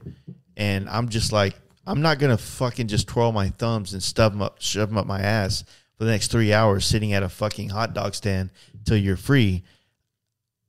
I don't need that. Next, yeah. Yeah, I'll go to the next one, or I'll just go take a break for the day. And so that's what we did. We went back to the house. I ordered some clippers through Amazon. They showed up at the house today. I shaved my head. Finally, I was fucking had a bush going on my head. And then we're like, you know what? Let's go to the fucking bar tonight. We've been doing a podcast every day for the last 6 days, 7 days. let's just go see what Venice is like. And we're sitting in Venice. We're having some fucking whiskey. You hit me back. I'm like, I wanted to do it, but I had to, convince the homeboy. Hey, let's go do this podcast. And dude, when we left the spot, we tabbed out. We're rolling through Venice. We jump on the fucking 10, hit on the 405. We're going through it, and trust me, we're a little buzzed. So we're leaning into it. I'm like, part of me is like, I've done this before. I've been coming to LA. I've been doing this shit for a while. But for me, I'm like, this is his first time. I'm like, I wonder how he feels. Like, oh fuck, we're ripping through the fucking canyon right now. We're going to fucking over here. It's the middle of the night. We're gonna go do a podcast with the homies, and then fucking we're in LA, dude. It's fucking random. Yeah, and he just from East Texas. Like, he grew up in the fucking country, and now he's sitting out here in LA doing podcasts, cars and people and fucking hills and streets. No cops anywhere. No cops anywhere, dude. There's no fucking cops out here, dude. There's no cops. And then even we were we just haul ass past them like fuck them. You know what I mean? There's no cops anywhere. They're never. It's fucking crazy. I've seen 3 in the time I've been down here. I've seen 3 cops, and 3 of them were in a row when we were heading from Venice to Hollywood today. And we just hauled ass past them. It was 35. We did like 45 past them. They didn't give a shit. You know what I mean? And but anyway, back to the story. It's hard being out here. A podcast, right? A podcast is not a movie. It's not a TV show. It's not a YouTube series. It's something that people consume, and there's like this big secret world of podcasts, right? The analytics aren't posted on a TV somewhere, right? So nobody really knows how big or small podcasts are. It's really just the what would you call it? The audience knows because they listen to it. So it's like one of the few things that you listen to because you choose to, not because you feel like everybody does, right? Yeah. When you go to Spotify or Apple and you subscribe to a podcast, like, it doesn't say 1.2 million people subscribe to this podcast. You know what I mean? It's I never thought about it, but you're right. There's no way of tracking it. Yeah.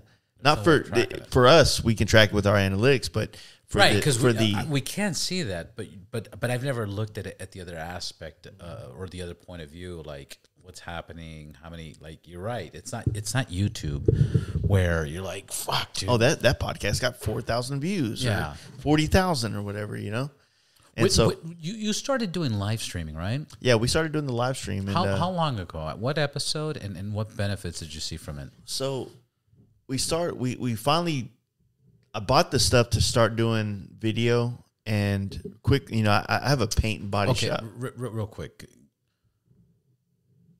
Actually, that's even fucking great. I know this is weird, but for certain listeners, how would you introduce yourself? Mm-hmm. What do you do? How many podcasts do you have? I know we talked about that, but how many podcasts do you do? Have you done, and when did you start video? Okay. And then when did you live stream? So we started, I'm a custom painter by trade. In my world or my terms, I've built a few bikes in my day. I've been in the motorcycle industry for 18 years. 2004 will be 20. I started the Fast Life podcast in 2018. We started doing just podcasts, just sitting in the garage, talking shit, being ignorant as fuck. I would say 2019, I borrowed the equipment to start doing the live stream and start doing the video. In 2019? Yeah, in 2019. Yeah. And then it was at the end of 2019, so like September. And you want weed or something? I'm good. You're good? Yeah. Just making sure. So we... I just smoked some. I smelled it, and I was like, dude, I got a lot of weed here, bro. Like, appreciate you. Yeah. So 2019, we borrowed the equipment. We bought the streaming platform. I bought this actual soundboard in 2019. The Rodecaster. And the Rodecaster was a nice addition to the podcast family here. And Did you ever use the audio shit? My brother was a help, and he used to fuck with it, but not as much as I should. You know what I mean? Yeah. I never use it. Yeah, I don't either. I feel like it's helpful here and there if you want some claps or some shit like that. But exactly. So at the end of 2019, I realized like, okay, I bought live streaming takes a big computer. You have to have a very powerful computer to do that and to be able to keep up the live stream and things like that. So I ordered this big badass Alienware computer. Took me like 2 years to pay it off through financing and shit like that. But in 2020, like I realized like, okay, I want to do, or 2019, into 2019, I want to do this fucking podcast. I want to make it, I want the Joe Rogan experience. I want to create that, right? I want people to feel like they have this like familiar place where they see these podcasts, even if they just hear them when they our studio so synonymous with the podcast that even if you listen to it, you can see the background in your head. That was my idea, right? And so we built the studio and we did it. I did it like, and I say I as in me and a handful of friends helped me build the studio. I was there every day. My buddy Matt was there every day. Sax was there every day. And we built the studio, and then we had a huge like party, kind of christening it, but the video wasn't ready. Like once I finished the studio, the video, it just wasn't ready. I had to figure out some more things with the live streaming world to be able to bring the cameras in and make it work. So it took another 4 months after we built the studio to get the live streaming to work. And then it took another couple of months to figure out which platform to stream to that was going to be the most beneficial, whether it was YouTube or Facebook, right? YouTube will pay you. Facebook don't give you shit, right? So we ultimately it's kind of easier to share, right? Yeah. Facebook's real easy to get it out there to more people. But Facebook audience, YouTube audiences, they're both pieces of shit, to be honest with you. Because Fuck people, you, YouTube. Yeah, both Fuck of them. you, Facebook. Yeah. They're just people that are, they're just sitting there. Their hands like this as they watch you. They're ready to type. They're not ready to listen. They're not enjoying it. They're just like, there he went. He said it. You know what I mean? Fucking give him my piece, right? I don't give a fuck. I don't respond to comments. Yeah. I don't put things on YouTube. Like I'm not doing the typical thing like, hey, like, comment, subscribe. Like, hey, fuck off. Listen and shut the fuck up. I don't give a shit about your opinions. I didn't do this podcast so that's that you funny because people do live streams so they can have that interaction. Yeah. But we do live streams so that people can be a fly on the wall in the studio right now. And yeah, there's some people that like comment and their comment is applicable to this situation, or they're one of the many people that we've become friends with through the camp outs or the parties and the riding that we've done, to where like, oh yeah, the homie Joey Borelli over there is like saying so-and-so. Fuck yeah, hell yeah, dude. Thanks for listening. But ultimately, the live stream is allowing people into this right here, an intimate conversation where we're talking about what we're talking about. It's not about them.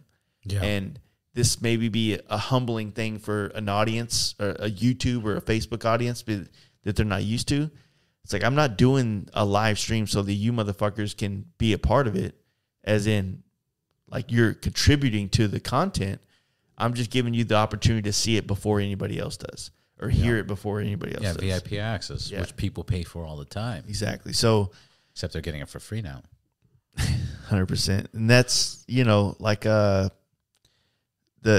live thing, we just tried to make it as seamless and easy as possible so that there's no editing, there's no heavy, like I'm a one-man shop, from the paint side to the podcast side.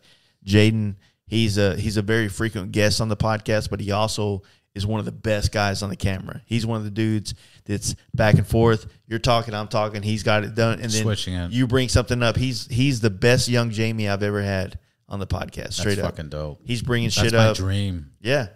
I got potential for one guy that I'm going to talk on Thursday, but in the meantime, this is it. Yeah. This is it. It's hard as fuck. Building that dream thing, and it's like the live is an experience, and I want people to, props to the man, Joe Rogan experience, because that's what it is. It's an experience to watch that podcast, and I want people to be able to watch a Fast Life podcast and it be an experience to them. And one of the most humbling things is when you're live streaming, and then once you finish the whole podcast, you get these tags on Instagram of people having watch parties. You know what I mean? Whether it's in their garage, in their house, their whole fucking their wives and them are sitting there drinking beer. They ordered a pizza to watch the podcast night, like it's a pay-per-view event. They're recording it on their phone, the podcast on whatever TV screen it is, whether it's the living room or in the garage. But they're recording it on their phone, them watching it, and hanging out. And like he said about the live comments, it is not about the live comments at all. But at the same time, where his is at right now, when we do the live ones, they're there. And there's guys that chime in all day and never get a mention. But every now and then, somebody has a funny line, somebody brings up something, and they are. I like to think they are just like a little salt and pepper on the thing. Because sometimes they can be all of a sudden, it's the shit. But by no means, don't expect that you're going to comment and somebody's going to read it, and we don't go through it and go, oh, well, let's check in with the comments now. No. Yeah. Every now and then it pops up, but it's organically. Yeah, that's not the show. The show's not the comments or anything. When you're listening to, like when you're watching the live, it makes sense. But when you listen to the audio version of that, once you put it out, it's more distracting than it is, entertaining. Like when we start looking at the camera, they're like, oh, so-and-so said this. Like the listener's like, the fuck's going on right now? What the fuck is he looking at? And I just don't have the ability or the time to go back and edit out those parts and things like that. So none of us do. We don't. We're doing so much which is another topic right now. Like, how hard is it to do a podcast? Like, anybody can do 3 episodes, I think. Yeah. Like, anybody can be like, oh, I'm going to do 3 episodes. I got a shitty mic. I got a shitty this. But episode number 4, like, how many the what do they call it? The elephant graveyard, is so big on podcasts. Oh yeah, there's so many people that start podcasts and just fucking end it, and everybody has like I go to people and I'm like, I have a podcast. They're like, oh, I have a podcast. I'm like, how many episodes? They're like 2. I'm like, not the same. Like it's like you got a pilot. You got a pilot. You got a pilot. That's gonna be my response next time. But how difficult is it? Because in our last conversation I swear I was like, I better listen to this episode just to remember some stuff. Yeah. But I'm just remembering naturally because I didn't listen to it. But you have done a lot of traveling. You have done campouts. You have done. I think at the time you were using the Zoom 6. We were using the Zoom 6, and then since then, obviously we're running the pod thing now. What pod thing? That. Oh, so you on the road? Yeah. You take this on the road? On the road. No. Yeah, that's what I'm saying. I still have the Zoom 6. I have that in my bags right now. Yeah, because I remember that you were telling me that you did an episode and you were in Colorado or something, and you had just friends and you had your mics. So this trip that we're on right now, like me and him are on the back end of it.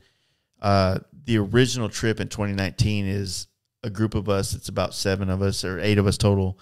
That was the first trip we all did as a group. We did California, Born Free, things like that, and we rode from Texas, and we were sitting by the river in Colorado, in Silt, Colorado. I swear. Yeah. I don't want to talk shit right now, but I swear I'm like 3 weeks in on Alpha Brain.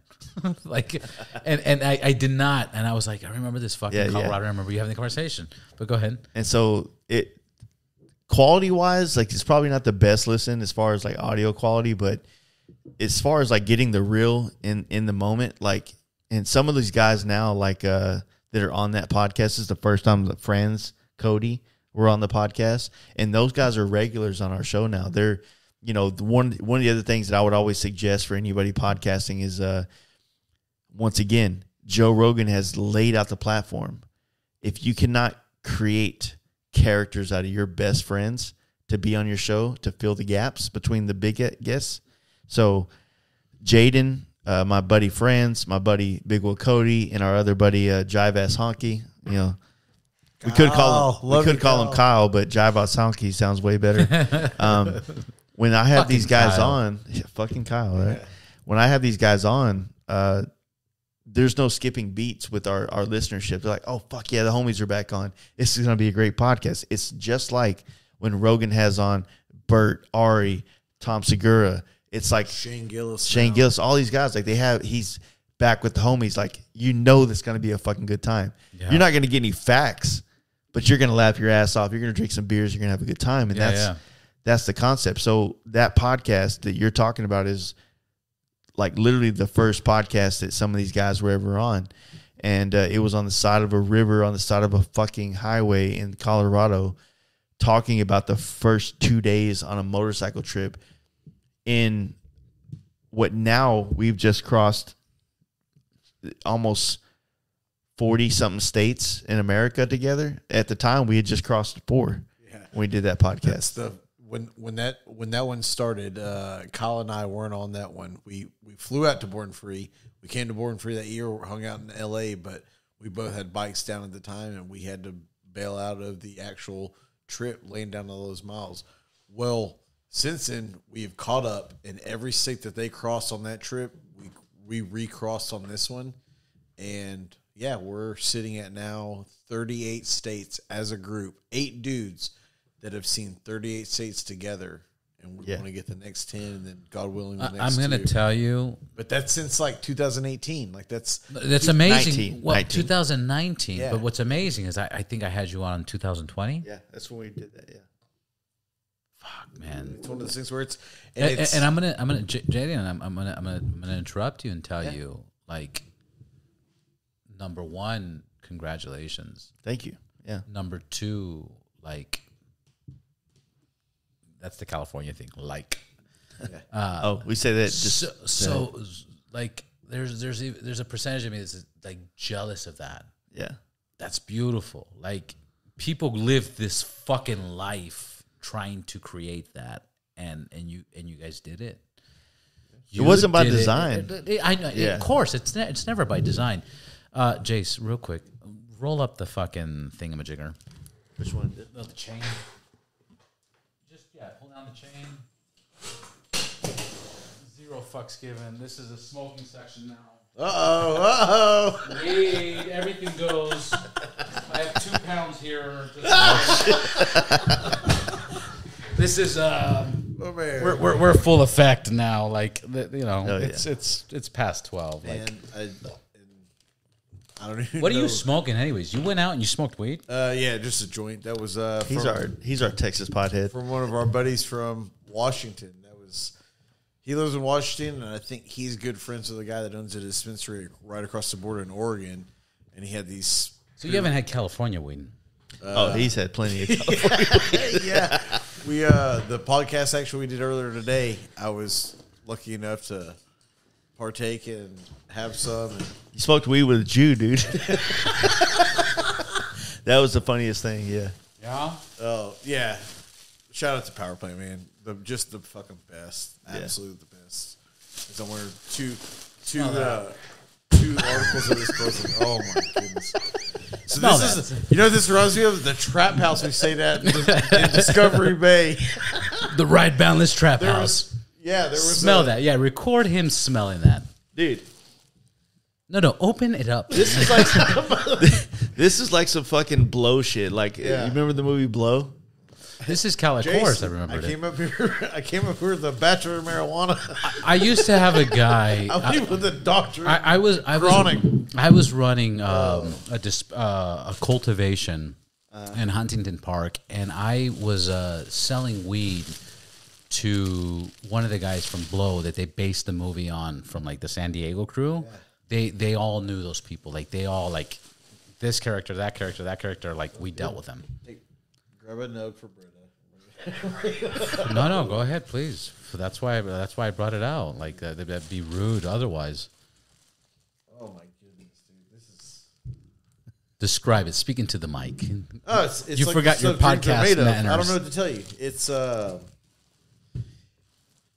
like if you were at Six Flags and you were looking at the best part of every ride in the park combined at the same time, and there was still some big boob chick like showing your boobs in the background. Like, that's it. It's like the most beautiful, amazing thing I could have ever seen. Like, it's just so awesome. beautiful. Yeah. There's greens, there's purples. Oh my god! I just got hard to look at when he shook the bag. It's amazing. No, it's awesome, man. I mean, I can't stop smelling it. That's California, man. That's California. He still runs the cultivation, and this is the product they have, all licensed. You know, fucking for the video people, I didn't wink. But everybody's selling weed. Let me tell you something. There was a time where it was like a selective crowd that was selling weed, but when my Korean friends, my university friends, my Jewish friends started getting into this, I'm like, what the fuck is going on? Like, they're all super smart people. Yeah, they're smart business people, but it's like you would never ever expect them to be in this industry, and now they're running licensed facilities, and it's fucking insane, man. Like it's the green rush. Yeah, it's the green rush. Even though now it's taking a shit. You know. Well, I mean, this used to be in a licensed facility. Yeah. Now this is going for like it's fucking flooded, man. It's flooded. Look at his face. Well, he's from Texas, so it's still so good, man. This is, bro. Oh. And that's another topic. That's another topic. We'll do that off air. But like, it's fucking insane because the competition, the illegal market is still so big. Yeah. That so many people are growing that the competition is just ridiculous. And now that New York made it legal, it's not the same value. Chicago now has fucking licensed facilities, you know, like, so when you used to sell to the East Coast or to other states, you were like, oh dude, I'm golden. Now it's like, no, they don't care. They don't even want to buy because they grow it their own. Yeah. Yeah. And this is a point that Joe Rogan made. If you make drugs illegal, it doesn't stop anybody from doing it. It's just they get a shittier quality of it. You know, where if you make it legal, this is tested. This is, you know, what's in it. You know, it's being watched. You know what they put. Like, you know the whole process of it. And I really agree with that. Like, Oregon, I think, legalized all street drugs. Yeah. Psychedelics and all. Yeah, I believe. Mushrooms. No, all street drugs. Yeah. Cocaine, heroin, all that shit. But I bet you, I haven't been there, but I bet you the quality is a lot better than anything else you can get in the United States. Everybody I ran into in Washington and NorCal bitched about Oregon having the cheapest. They're like, we just can't fuck with Oregon prices because it's just so much cheaper. And I smoked some weed in Oregon. It wasn't any worse than anything. It's just, for whatever reason, I'm not an economics major, but they it's cheap and it's good. Well, if you think about it from the aspect of with businesses coming into it, they're putting more money to make a better product, and the better product, compiles and with interest and blah blah blah. The stepping ladder of it, you know, it's gonna become. It's like it's capitalism is all it is, right? It's all right, we have an iPhone, but then Samsung comes out with something better, so then we're waiting on the iPhone shit, right? Yeah. And every year, like, the iPhone... The THC levels keep going up. The 10 was good enough, right? Fuck good 10. enough for the rest of our lives. 10, yeah. But now we're on 13 and a half and shit, and, you know, we're like, man, I can't wait till 14 comes out this year, right? Right. And so, same thing is going to happen with this, and it's... Look, I'll give you an example. Mm-hmm. Back in the days when it was illegal, you had to call multiple friends. Mm-hmm. Hey, can you get weed? Oh, I got somebody. Oh, he didn't come through. I got somebody, and then the other friend got somebody, and then you had to meet somebody, and then you had to meet buying Coke now. like right? Yeah, Coke is. Well, let me show you this. I'm just kidding. For the audio listeners, I'm just kidding. The video you see. Yeah. Ta-da! After the show, no. So, but. You used to get weed 20 years ago, 15 years ago, and that shit was covered in seeds and stems, and it would pop, and you'd be like, what the fuck am I smoking? You had no idea what you were getting.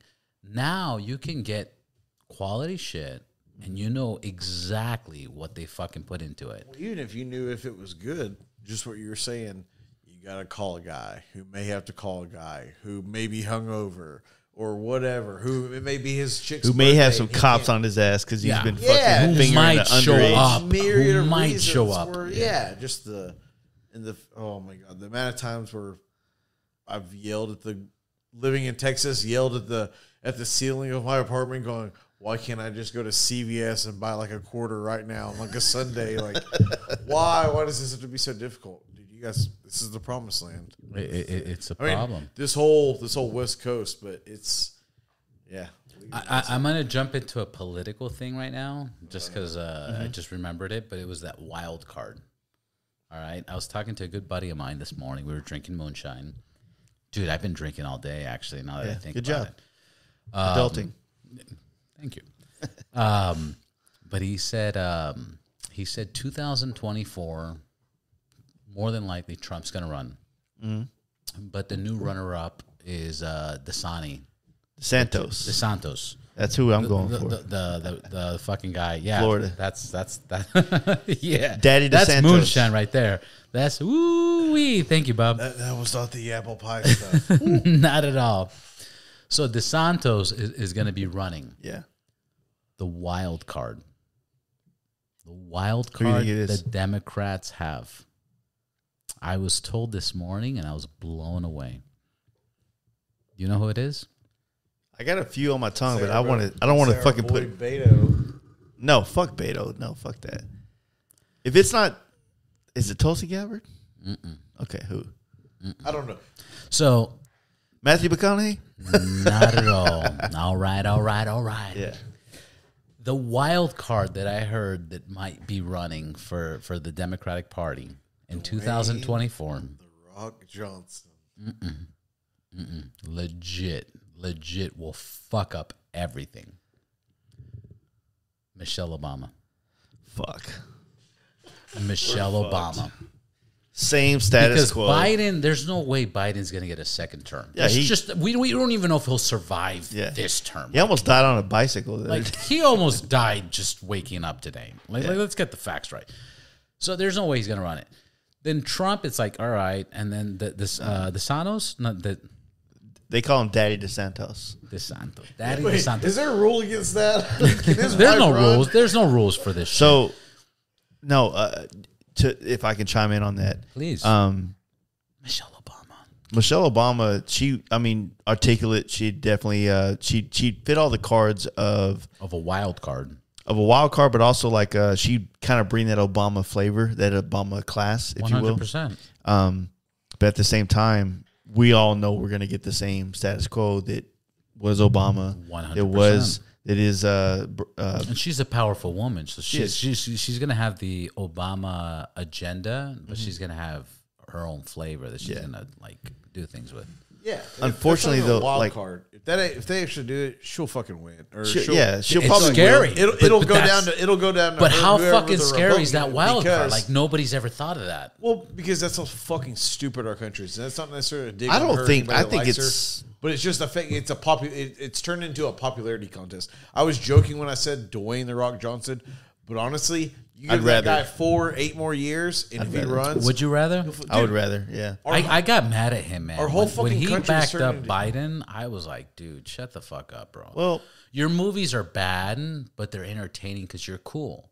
you But gotta now hope you're that gonna fucking take a side. Like, I don't Speaking know, of movies, bro. go watch Idiocracy. That is literally, it's going to be a prequel to what our country is turning into, and that's why she will win. That's why The Rock will win, and that's why ultimately we're going to have a president. If you've seen the movie, you've got your lighter up right now.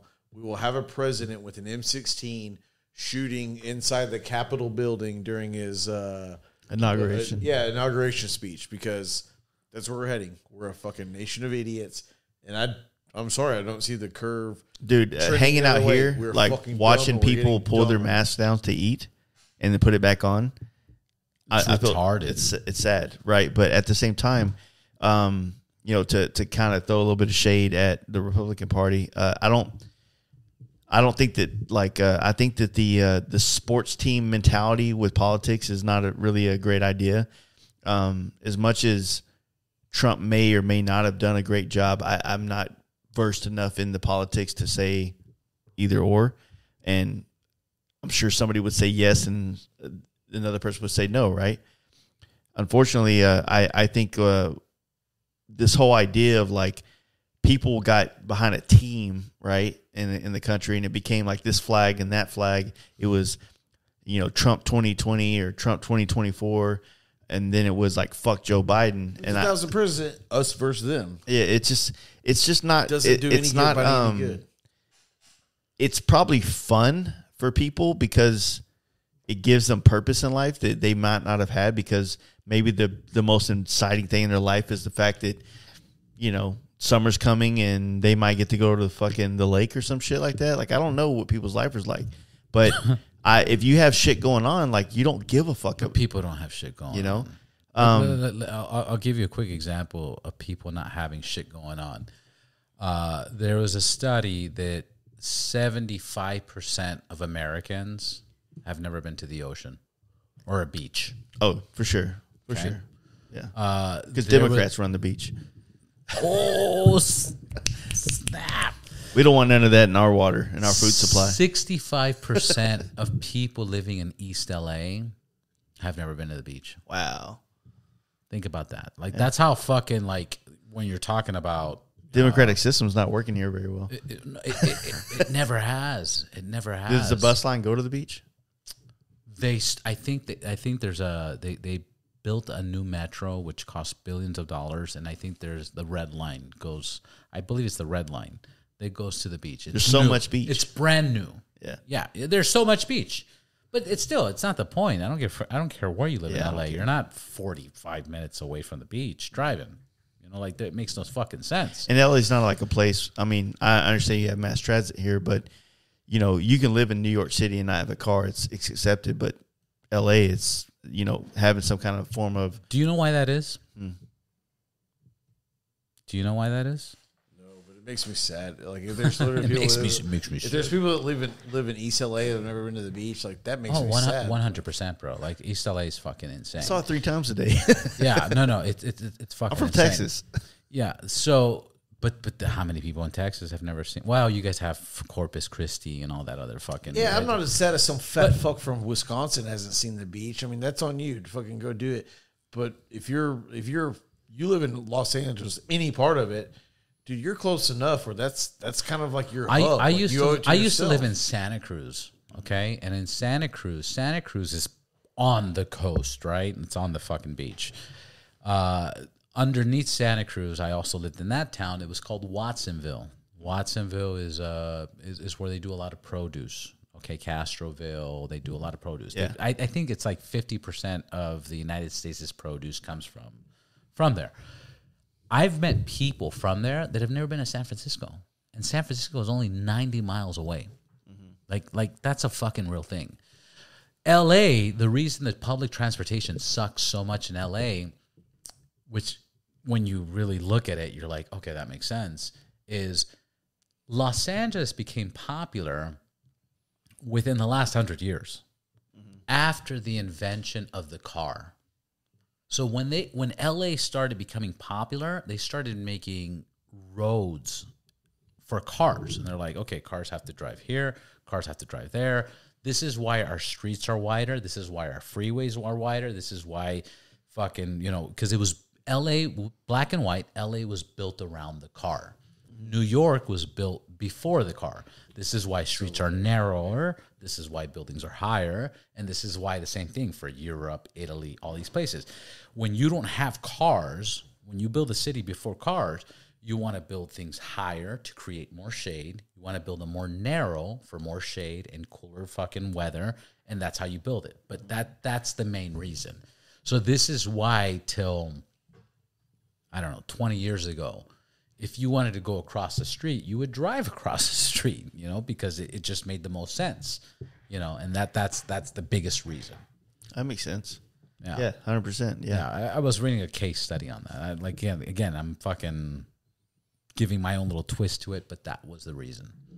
Dude, as somebody that's ridden through New York and rode up there, I've always said that LA and New York are the two most when you ride in those cities, like you're plugged into like the Matrix, if you will.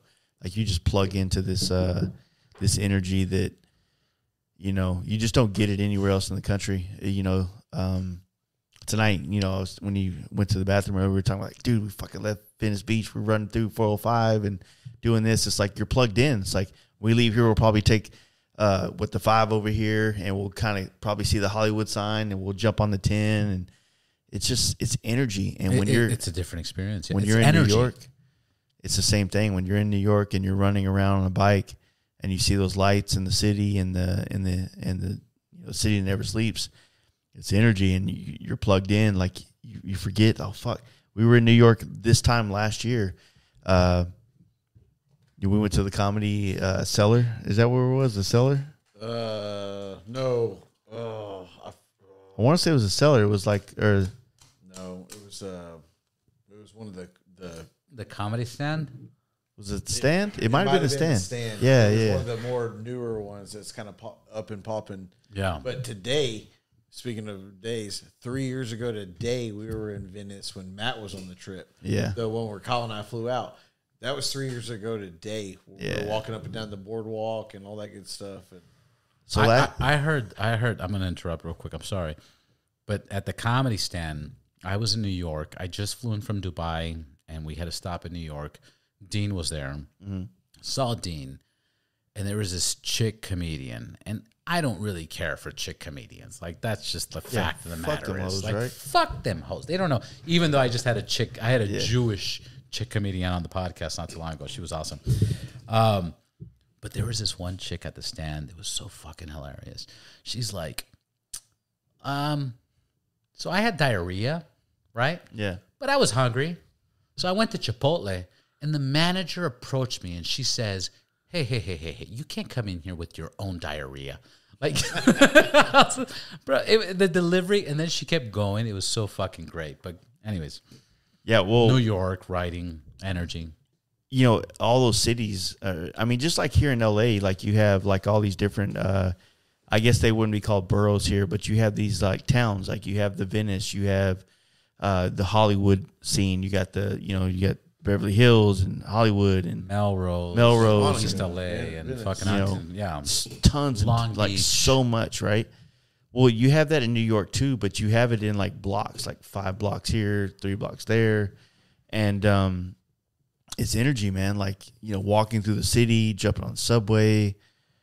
Oh, it's surreal, man. And for coming from somebody from Texas, Dallas, you know, we have a big city vibe. Like Dallas, you know, people's perception of Texas, like we're all a whole bunch of rednecks and, you know, wear cowboy hats, listen to country music. And I'll be the first to tell you that I probably would have been a blood or a Crip before I was ever a cowboy, straight up. You know what I mean? But cowboys are fucking gangsters. Nowadays, they weren't back in the day. No, but some of them but are. But you think they weren't, but they're fucking gangsters, dude. Like, you know, James Dean was going to. Okay, so I told you there's Santa Cruz and the Central Coast. Underneath Santa Cruz is Watsonville. Underneath Watsonville, there's Salinas, and under Salinas is Monterey. In Salinas, they have a rodeo, okay, and there's fucking cowboys in rodeo. James Dean, when he had his car accident, was going to Salinas to the rodeo. And these fucking dudes are fucking, like, they're a gangster. Oh, dude, but they don't get the credit because they're cowboys. Yeah. But, like, you don't get more fucking gangster than a fucking cowboy. Yeah, no. I've partied with, like, real deal cowboys before. And they're just as insane. The stuff they do, they're just as wild. As far as partying, chicks, you name it, they are. Like, drinking, I don't even give the show, like, Yellowstone credit. Like, oh, it's like... I haven't seen Yellowstone. Like, Yellowstone's based off those guys, not the other way around. Like, cowboys are real deal, especially, you know, the realer they get. And but I think that's just a geography thing. Like, they're the same thing. I asked this question actually on the last episode, but I'm going to ask you guys real quick. What's the difference between a redneck and a hillbilly?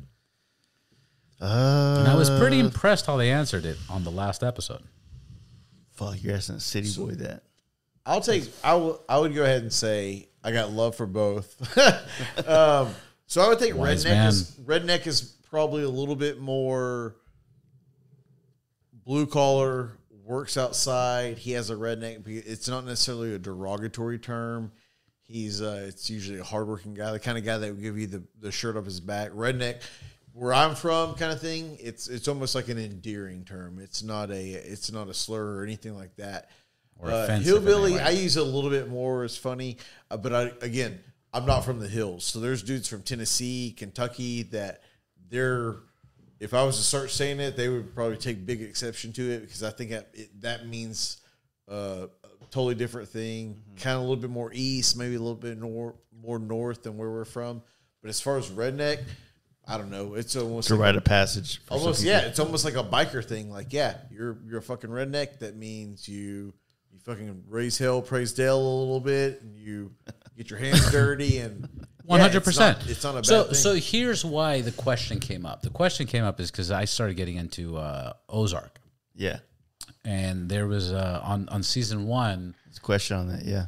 On season 1, there was what came off to be the hillbillies, and they ended up killing a redneck. And then they quoted, when God made the earth, he said, "Don't touch the apple." The redneck said, "Well, how the fuck are we not going to touch the apple? God made this. Let's fucking eat this thing," and ate it and created the sin.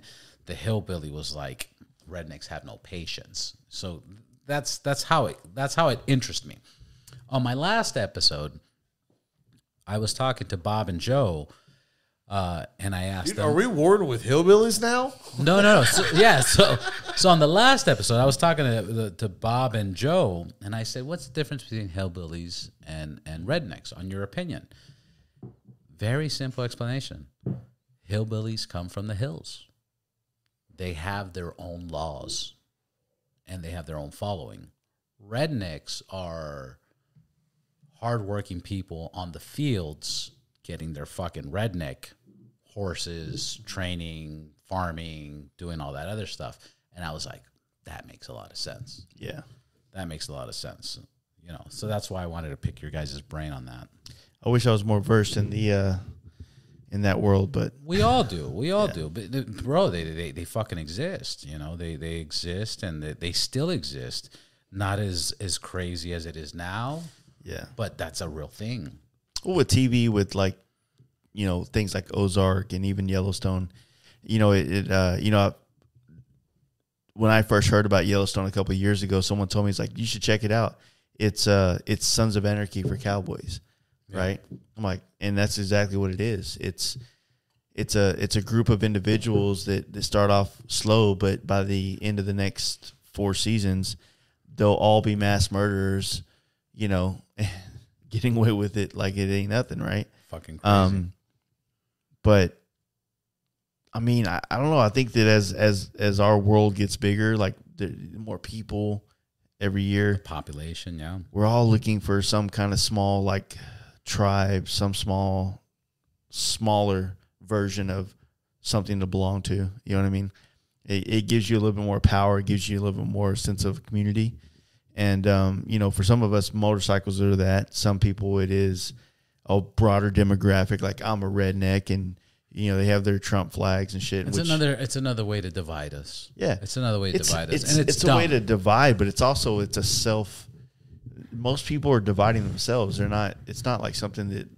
It's a tribalism. It's not fucking Hunger Games where they got, you know, chopped up into districts. Like, people are choosing like where they want to be and where they want to lay their head, and there's nothing wrong with it. But most people don't, you know, like you said, there's, you know, people live in East LA that's never seen the ocean. People choose not to do things. They choose to focus on certain aspects. They that are don't easier. choose it.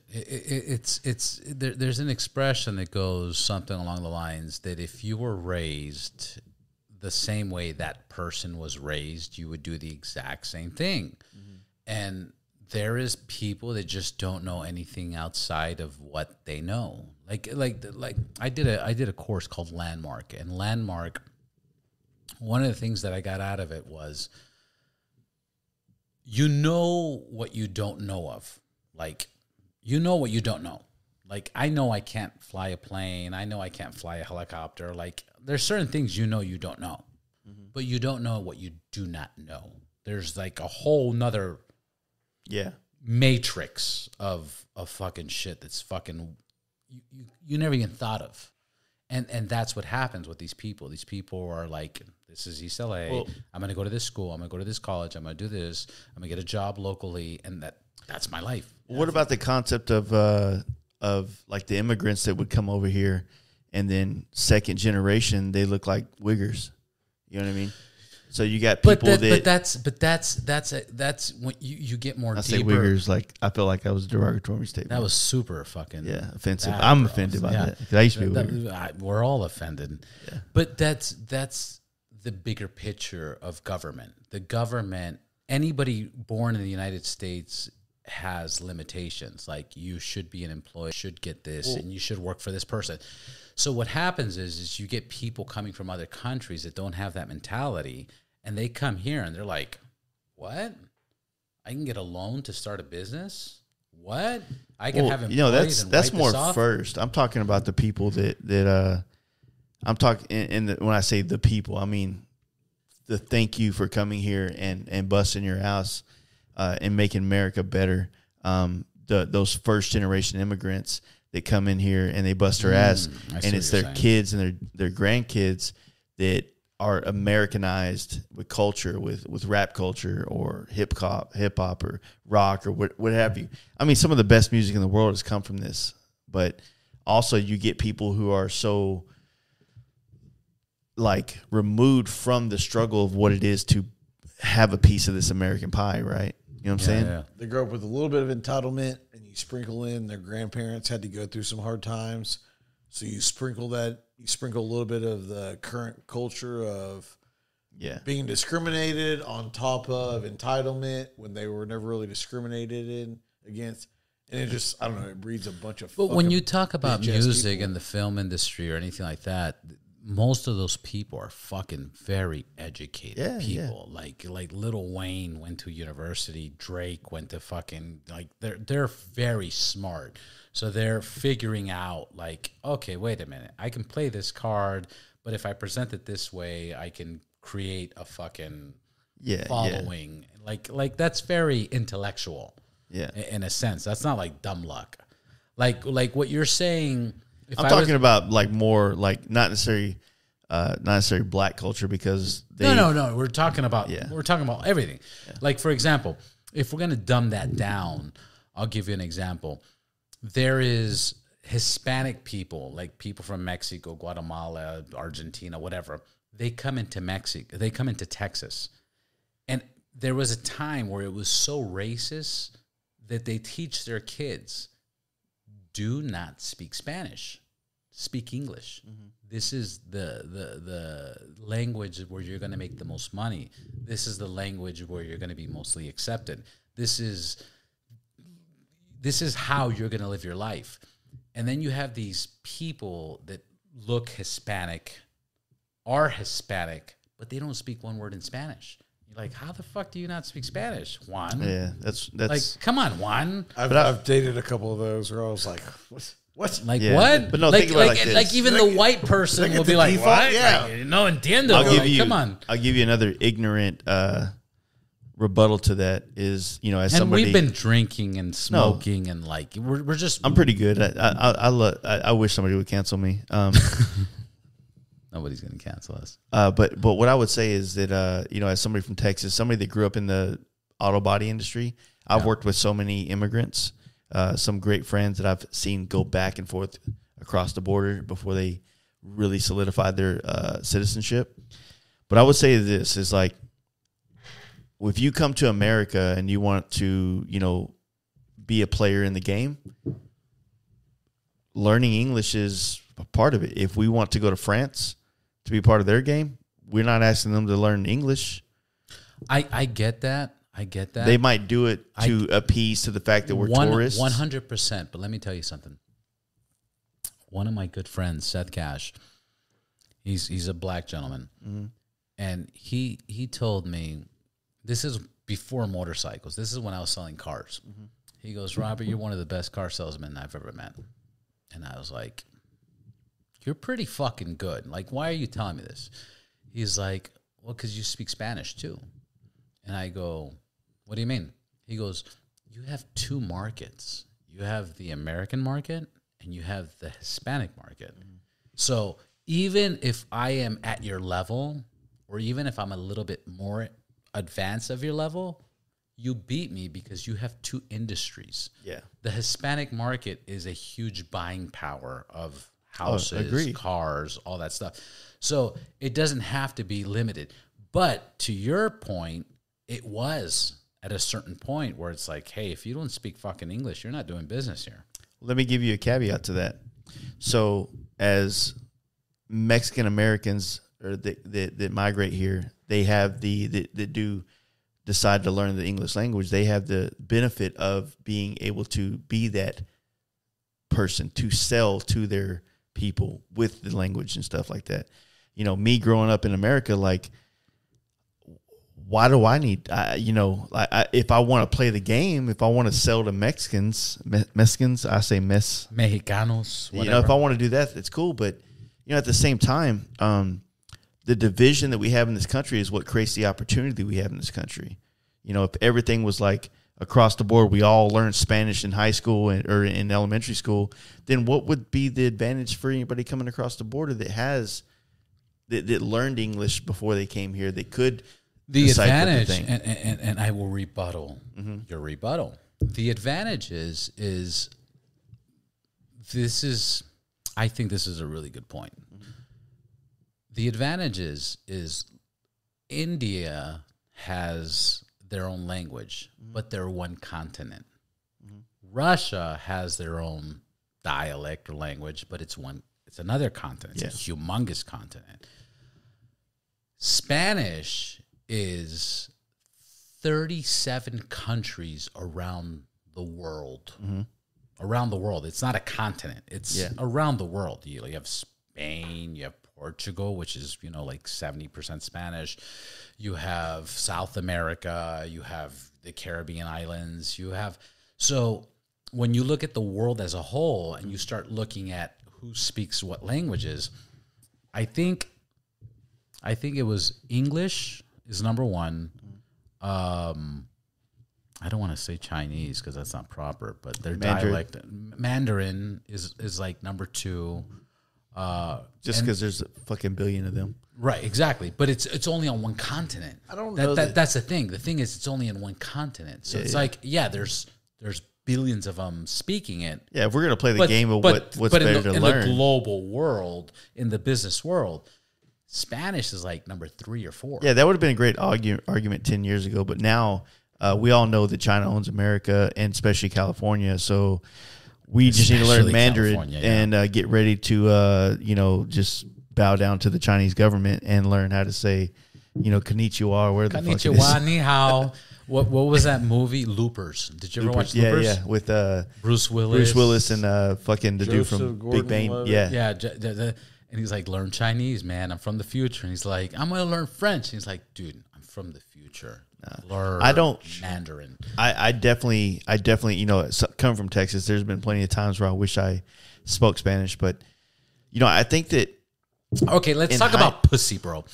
No, if you go to Colombia or Argentina, you want to get pussy, bro. And you'll get pussy speaking English. Pussy. But if you speak a little bit of like babaloo and fucking Spanish, you'll get more pussy. You will get more pussy here because you speak Spanish. We'll get more pussy there because we speak English. We're like, I don't know what this bitch said. No. You will get, I'm telling you right now, because my buddy Seth Cash doesn't speak a word in Spanish.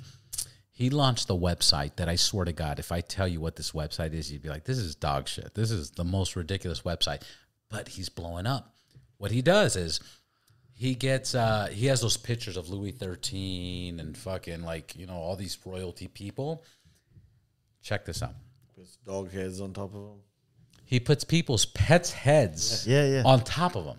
Okay? I almost bought one. I don't know if it's the same guy. That's him. It's probably him. I guarantee you. It's probably a perfect paw or something like that. That text message is floated between my household going, dude, it is fucking insane. Should we pull the trigger? This guy lived in Rio Alto and in Palm Springs and never left those fucking cities. All of a sudden, he's like, dude, I'm making a lot of money. And I'm like, that's fucking great, bro. White people. Yeah, right. I'm like, that's fucking great. Like, what do you want to do? He's like, Mexican I people think don't do that I to think their dogs. I want to get a big house in Palm Springs, get a Range Rover, and get a big screen TV and play PlayStation. I go, that's the dumbest thing I've ever heard in my fucking life, bro. Like, travel. Yeah. So he started traveling. Now he was living in Mexico. He went to Indonesia. Yeah. He went somewhere in China. Then the pandemic hit. Then he ended up at my house. And when he was at my house, I'm like, bro, stay at my house, no problem. But after like 2 months, I was like, yo, like what are you doing? Dude, either share or fucking scram. Like, what are you doing? No, it's not even share. It's like, what are you doing?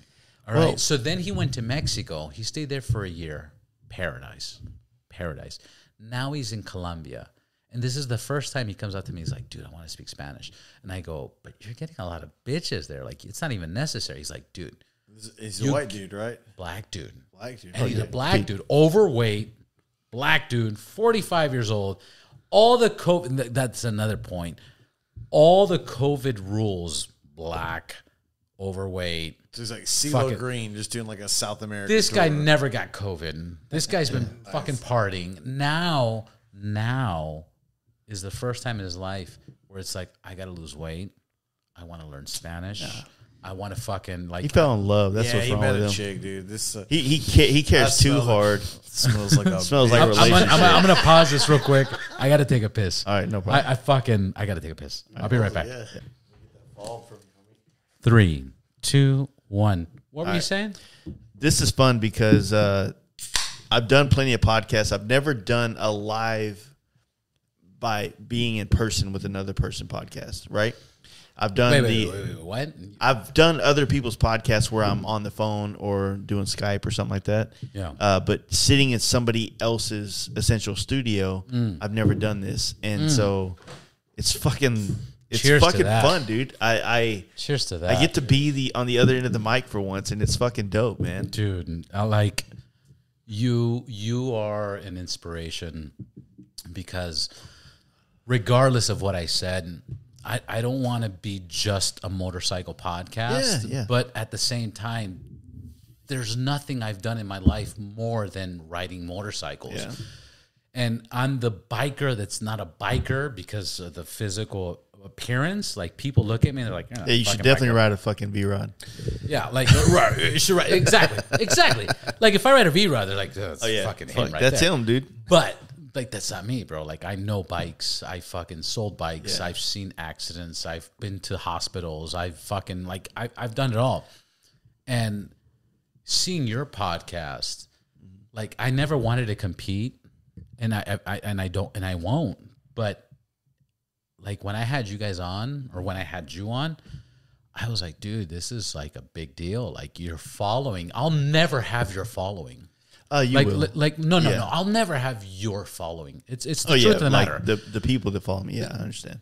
And it's different because even if I get to a level, which I'm not, even if I get to a level where I blow up even bigger, it's not your following. And your following is what I associate with. Your following is who I've dealt with the most, and it's just fucking weird. I don't know how to explain it. I wouldn't think that hard into it. I would think of it more like this: like, consistency is what creates everything. It's what creates careers, skills, masters, everything. Podcasters, painters, actors, comedians, all that stuff. It's consistency. It's like waking up every day and grinding and doing it, even when you feel like you're a failure, you're a joke, you're an imposter. Imposter syndrome's real. And it's also one of these weird things where, like, we live in a space where no matter how famous me and you both get, we'll never be as famous as a comedian doing this. We'll never be as famous as a lot of those people. And not as throwing shade at them, to write to their, they hustle, they went down their path. They chose that path. I didn't choose to be an actor. I didn't choose to be a comedian. I chose to be a biker or a fucking whatever the hell I am. Right. I'm content with the fact that, like, my podcast may never see 1 million views. You know what I mean? There's probably 1 million. There's 1 million people out there that'll never see 1 million views, right? So, but you know, our world of motorcycling is such a small demographic of people in America that it's easier to make a difference in that than it is for me to make a difference in, you know, said comedy world, actor world, whatever the fuck. I'm not a motivational speaker either. That's why this is not yet. I'm talking right now, and I'm just like saying words that sound good. None of them fucking make sense. But no, but like I'll like here's the deal.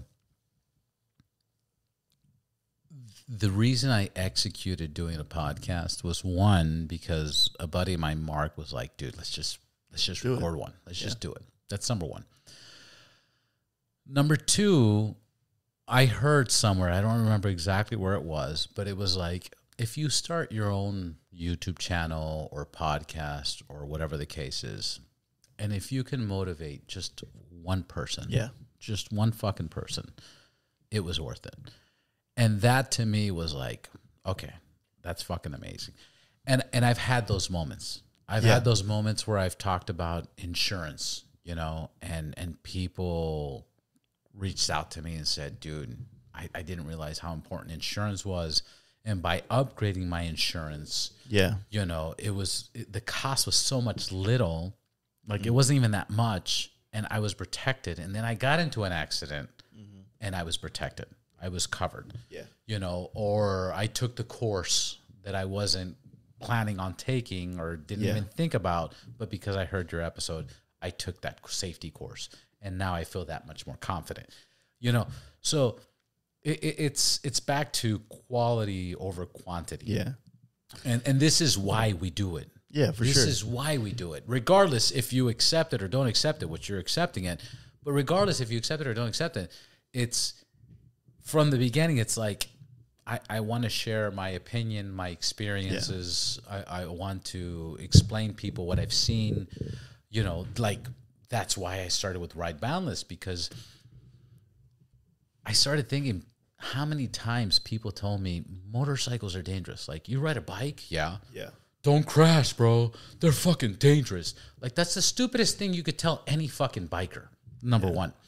Number two, I started concluding to, and I've said this in many episodes, at first it was like 90%. I was like, 90% of motorcycle accidents, rider error. Now it's 95%. And even now I want to say like 98% of motorcycle accidents are rider error. It's always, especially in LA, it's always people taking turns too fast. It's always people speeding on the main streets. And then it's always a T-bone. It's always a T-bone. And I started seeing these accidents at the dealership when I was working there. I saw one guy on crutches, and he'd come up to me like, bro, somebody fucking hit me on the bike. And I was like, what happened? He's like, well, this truck cut me off.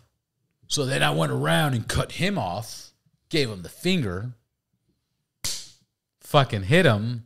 Done. All right. Another guy came in a wheelchair. And actually, there was a few people that came in a wheelchair. What the fuck happened to you? Dude, I'm going down Van Nuys Boulevard, because our dealership was on Van Nuys Boulevard. And as I'm going down the road, this car turns in front of me and I fucking hit it. All right. We used to service the police bikes. What happened to so-and-so? He said this happened. Well, they favor the biker always. Always. Dude, not the case in Texas. In California is a biker state. It's a biker state. This is why we get lane splitting. I think till now we're the only lane splitting state in the U.S. Till now. I would doubt it. But in Texas, you can literally get hit on your bike by another dude on a bike. And because some cunt ass Karen across the intersection that may or may not have been on her phone, but somehow the police officer found her and gave her, and she report. I don't know. It's fucked up. Yeah, it's fucked up. No. In California, insurance companies understand it. In California, they make the exception. Yeah, You are on a bike and you get hit, you're fucked. Now, when I met a guy on a wheelchair, what happened to you? And he tells me, yeah, bro, I'm going down Van Nuys Boulevard and this fucking car turned in front of me and I fucking T-boned it. And when I talked to the cops, hey, what happened to so-and-so? Well, rumor has it, he was going 60 miles an hour on Van Nuys Boulevard. Now, just so people understand Van Nuys Boulevard gets 55,000 cars moving through traffic every day. So if you're going 60 miles an hour and somebody turns in front of you, I promise you that car that turned in front of you never expected you were going at that speed where you would fucking hit them. You know what I mean? So my point is, I've only seen 2 accidents. Look, I'm going to say something. I say this before. I've really said this before, but I don't like saying it. It really makes me feel uncomfortable. I've been riding for 25 years, okay? I've never had a fucking street accident. Excuse me. Never. I knock on wood. I'm not promoting it. I've said it before, so I'm not scared of saying it. Yeah. But I've never had a street accident, ever. On the dirt, different ball game. Took a jump too high, took a burn too high, like whatever, too fast, whatever the case is. But I have never, ever, 73 episodes. Yeah. I promise you, I've said it at least 20, 30 times. I've never had an accident on the fucking road. And to me, it's technique. To me, it's you know, you were talking about electricity. You were talking about when you like riding is electricity, like when you're in New York or LA. Let me tell you something. I'm buzzed. I'm high. I'm cold. I'm hot. I'm tired. Whatever the case is, I'm walking up to my bike and I'm thinking to myself, why am I going to fucking jump on this bike? This is fucking scary. Bikes are fucking scary.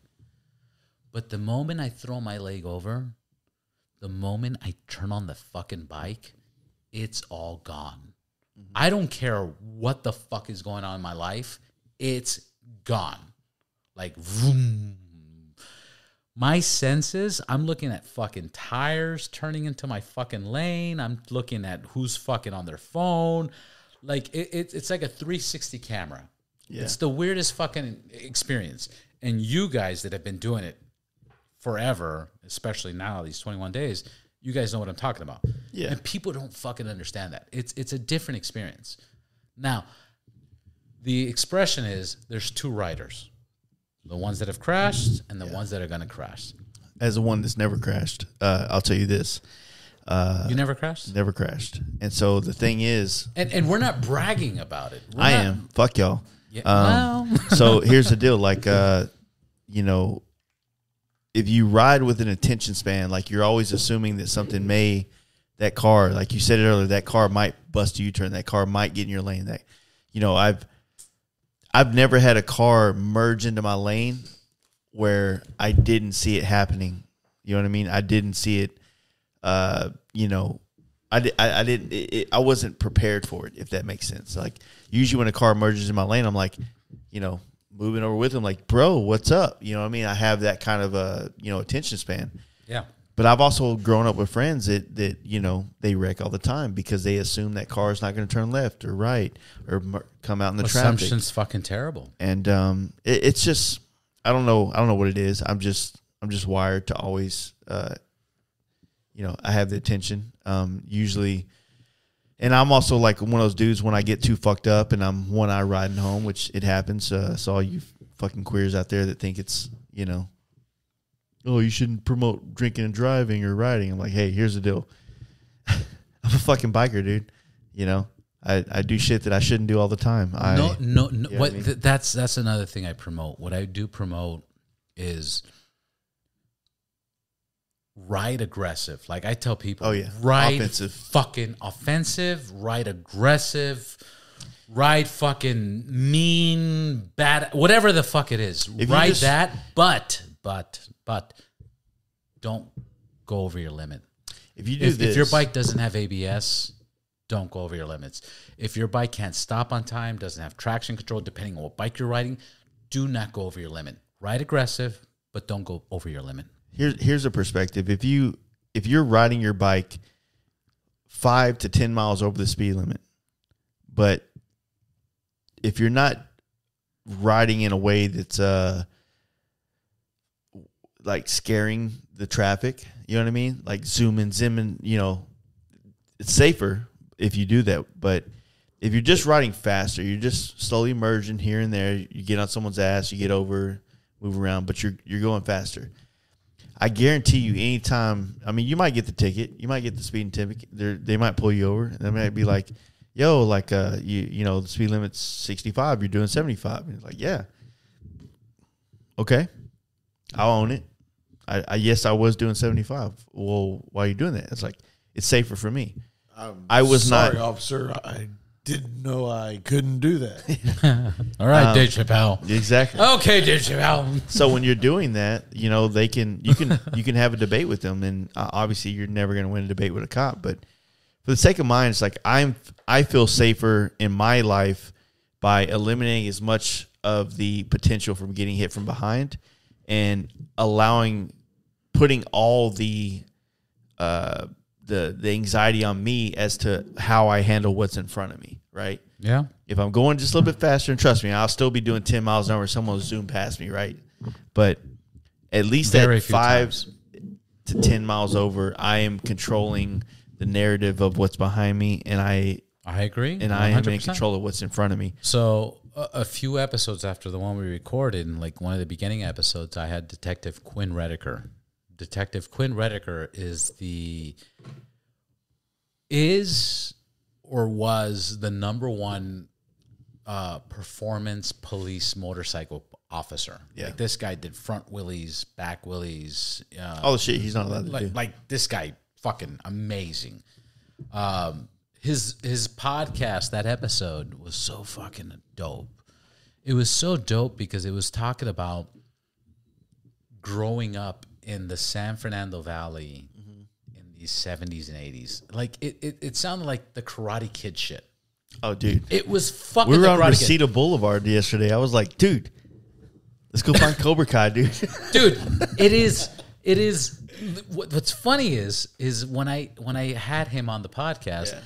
I was watching Cobra Kai, the first one, and I was like, dude, this sounds just like Cobra Kai. Like, he was like, Robert, you don't understand. Like, in the 70s and 80s, when you're growing up in the San Fernando Valley, like, You had to have a roundhouse. You can grab a rock and you can throw it at any garage, and that garage had a dirt bike or a street bike. And the way he described about taking your father's fucking dirt bike and riding to Malibu and spending the whole day at the fucking beach, fucking hooking up with girls, doing whatever the fuck you want, smoking Fingering. weed, whatever the fuck you want, and then coming back from the ocean all fucking cold and fucking and getting over here, like, it's an amazing experience. Like, some people were like, Rite of dude, you should have passage. talked more about the police, because he's a detective, he's a police, he's SWAT. Yeah. But to me, that's what caught my attention, was like that. It was romantic. Like, it was an intimate, romantic conversation. It was a peek about- into a life that you didn't get to live. Exactly. Yeah. Exactly. And I got into, I don't talk about it too much, but I got into bikes when I was 16, 17 years old. I was a lifeguard at the YMCA in Santa Cruz County, and my best friend at that time, Brandon Elliott, they were the type of American family. They lived in Aromas at the time. His dad sold he sold products to supermarkets that he would make like 20 cents per product, but they would sell hundreds of products.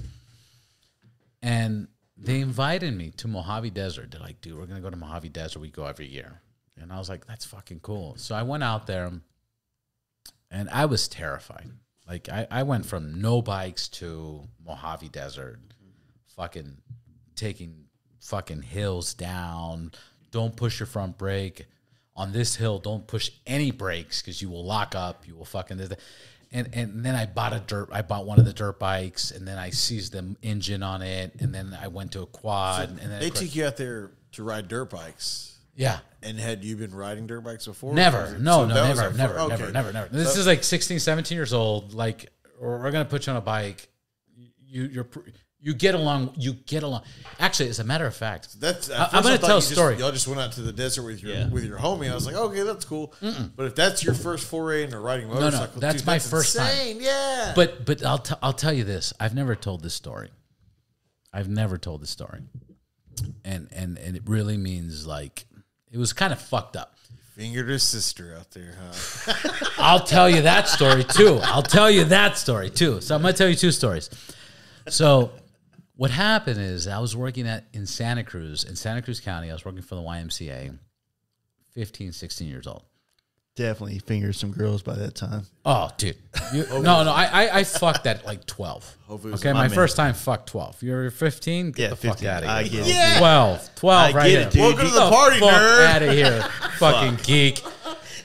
So I'm working at the YMCA, and then all of a sudden, everybody's like standoffish at me. Yeah. What the fuck's going on? Like Santa Cruz County, like they're standoffish at me. I'm going to a continuation high school, by the way. Yeah. Like I got kicked out of every high school I went to.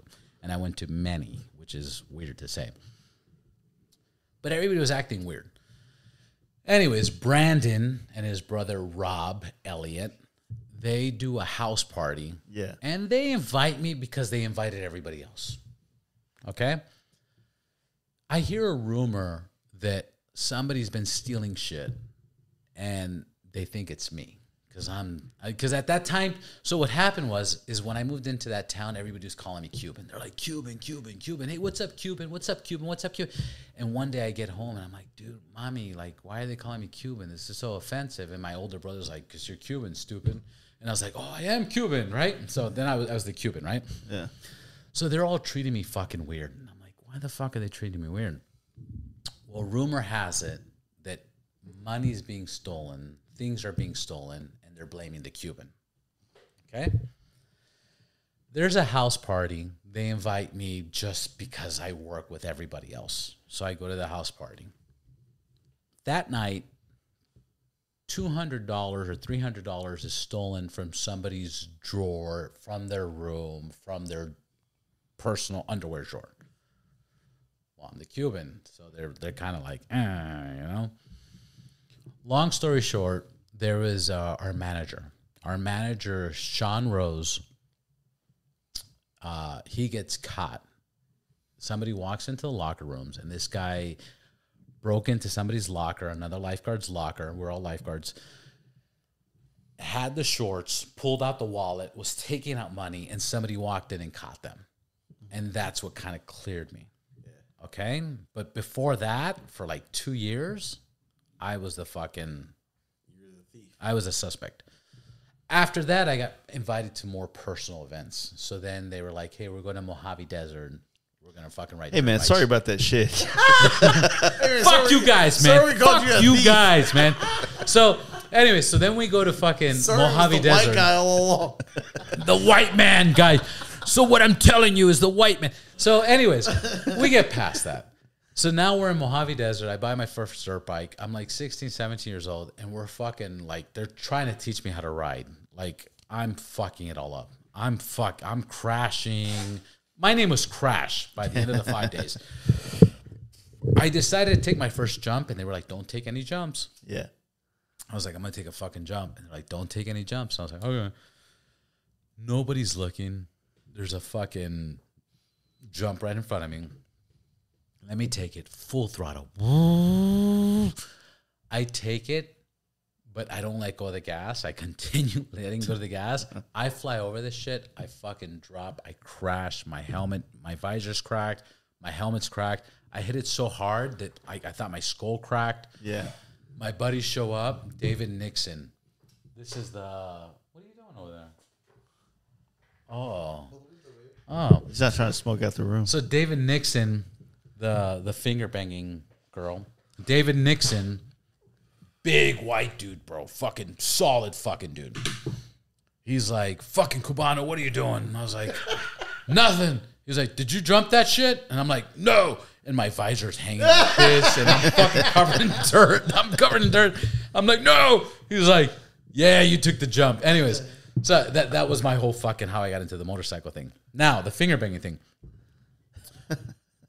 Brandon Elliott. Now we find out Sean Rose is the fucking thief, right? Yeah. So I'm cool now. So now I'm invited to all the parties. We're fucking partying. Da, da, da, da, da. So we go to a party. It's Brandon's birthday.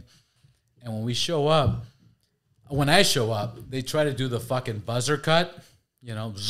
Yeah. They kind of get me. What was it like? Jackass, right? They do the Jackass, like. Yeah. So they try to get me, and I was like, You're a Cuban and turned around and slice some dude's neck open. Well, they were trying to slice my Cuban neck, right? So then, David Nixon. Yeah. David Nixon. I love David Nixon. David Nixon, I love you, bro. David Nixon was the white boy. He was Santa Cruz County Aroma's football team. Stocky, big motherfucker, right? Oh, thick ass motherfucker. Thick motherfucker. The corn-fed white boy from fucking California. Yeehaw. Yippee-ki-yay, motherfucker, right? This guy, like, hated me at that time. Anyways, we're at the party, and they fucking Cubano, like, try to hit me and shit. I'm fucked up. And his sister was just as stocky as he was. Oh, just by the way, just fucking, taking the team flat. A woman came up behind me, and she was like, "How you doing, Cubano?" I was like, "I'm good." She's like, "You want me to suck your dick?" I was like, "Okay." Yeah. We go to the room. I get fucked. I get fucked. Knockout. Wake up. She's on my thigh. Cock out. She's fucking pointing at it. David Nixon. That's David Nixon's sister. Yeah. David Nixon walks in. I fucking bail. Fucking Cubano. I fucking bail. I fucking like jump out a window. I fucking get in a car and bail. All right. Few years later, we're much older, much more mature. We're in Salinas, the city I was telling you earlier. Yeah. We're at a rodeo sponsored by Jack Daniels. Okay, how much more rodeo do you get than that? We're at a rodeo, and I'm working for a television station, selling commercials and doing ads and blah, blah, blah. And I'm with Gregory Vega. Not my favorite guy in the world, but whatever, Gregory Vega. And we run into David Nixon. David Nixon says, "Hey, Cubano," and I haven't been called Cubano in like 5 years, right? So I'm drinking Jack Daniels. Like, "Hey, man, how you doing?" He's, "I'm good, man. This is Gregory Vega. Gregory Vega. This is David Nixon." He goes, "Hey, nice to meet you, Gregory Vega. Did you know Cubano fucked my sister?" And Gregory Vega is like taking a drink at that moment. He spits it all over the fucking place. And fucking starts laughing. And anyways, we all started laughing. Anyways, that's my drunk story right now. That's the best, dude. Yeah. That's how my dick tastes. That's how my dick tastes, dude. Yeah, so bad. Yeah, man. How do you top that story? Like, I remember I was fingering a chick in 5th grade, and I finished up. And I was leaving the house, and then Regulators was on MTV, and I wanted to see the video. Man. And I've never seen the video before. I've never seen the Regulators video. There's a whole prelude to the Regulators song. I didn't know about that. And then so we stopped and watched that. And, how old were you? I was in 6th grade. So it's like 2005, 2006. I'm now I'm fucking 40 now, but you're the same age as me. So we graduated in the year 2000. I'm a one. Yeah. Well, okay. I'm a September. But still, how are you gonna say 2006, 2007? I think so. What the fuck are you saying? I tried to have sex with one of my best friend's moms in high school. It was when she was like the hot, like her and her, and literally her son was one of my best friends. He didn't listen to this. I'm not worried about it, but. And if you want to drill down even further, my dad had taken her mom to prom. My dad had taken her mom to prom. Yeah, so my dad was like a senior, and they went to Like I went to the same high school my parents went to. Small town, huh? Well, I did. The funny thing is, I didn't always live there. Like it was just kind of real happenstance. I actually ended up back in the town that my mom and dad actually met and went to high school at. But anyways, my dad took this chick his senior year. He even told me, he's like, no, dude, never had sex with her. Had she's a very, very good looking sophomore or whatever she was, and took her and needed a date. Went to the prom. Into the story. Went on to party with my friends. So I was still always busting my, however the world works out. Me and her son were kind of thick as thieves. They were best friend through high school, and I used to joke, "Hey, my dad fucked your mom on the plane." That kind of thing. Well, anyways, Dirty white boy. Honestly, I don't think it ever happened, but she was hot. His parents went through a divorce like our 9th grade year probably, and she was single. Kind of got the vibe. She's a little whorish, maybe. We'd been over there a couple times. Like one of got the vibe. One of her whorish like neighbor friends, like cougar. Like this is before the term. This is before American Pie. This is before the term cougar was a thing. Yeah. And I saw one. I was like, MILF was the thing from American Pie. Yeah, and I was like, how do I fuck her? But then the neighbor ended up becoming a little bit more of an obstacle. So also, and again, she was like a. This was American Gladiator, basically. Like a pageant queen. Well, anyways, we had this homemade, long story short, we had this homemade burger joint in our place, and I used to skip school like junior and senior year when I knew the classes I didn't need to have. I'd skip school like a motherfucker, just live my life like an adult. Yeah, fuck it. I went and picked up Boots Burger one time and went and took it back to her house and knocked on the door, expecting nothing. And she answered the door. She was like, "Hey," I was like, "Hey, is Travis here?" She was like, he's at school. What are you doing? I was like, looking for you. Exactly. And came in, had a burger, but didn't get to finish it. It was America's Naughtiest or Naughty America or whatever the site is. It didn't quite go that far, but I've jerked off to it probably like a dozen times since then. Like where I've made it go that way, and it was awesome. In your mind, you tricked yourself. I feel like I still win. My first time was I was 11 years old, and there was 2 sisters that lived in my building, and we would go to the laundry room. The younger I'm 38. I have not fucked 2 sisters yet. So no, I never fucked the 2 sisters. I never even fucked any of the sisters. But what we did do was we would go to the laundry room, and she would show me her pussy, and I would show her my dick, and then she would be like, blang, and then I'd be like, beak, and she'd be like, blang, and I'd be like, beak, and that was it. That was it. Like, no, it wasn't even. It was like, that was like tryouts before you get on the baseball team. I think I jerked off like a few months after doing the same thing over and over and over, and I peed all over the place. Like I was like, I'm coming, and then it was pee. It was like, what the fuck am I peeing for? Those early days. Yeah. Like I'm saying, 11, 12 years old. Yeah. And then I fucked the first time. I was 12 or 13, and it was a Puerto Rican girl named Julian. Of course. Juliana. Godless. Juliana. She was Puerto Rican. And it was a friend of mine, Roger.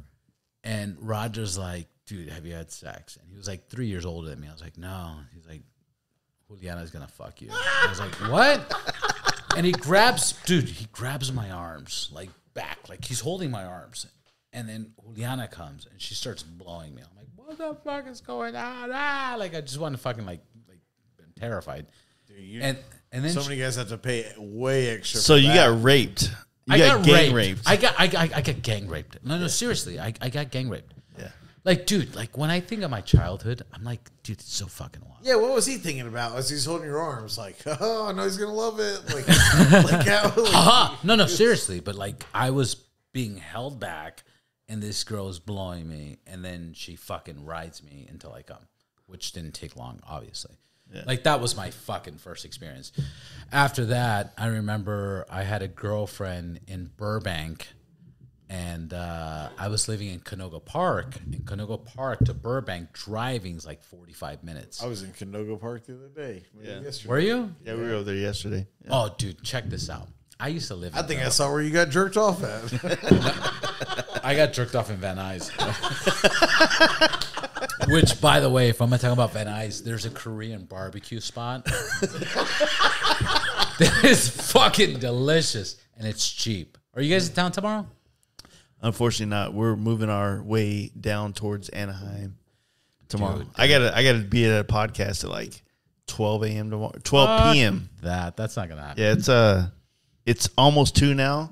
But we fucking rally and we party up in this bitch. So I'm down to fucking. Where are you guys staying at tonight? Like just in Venice. general, don't say Venice. Yeah. So you get it right back there.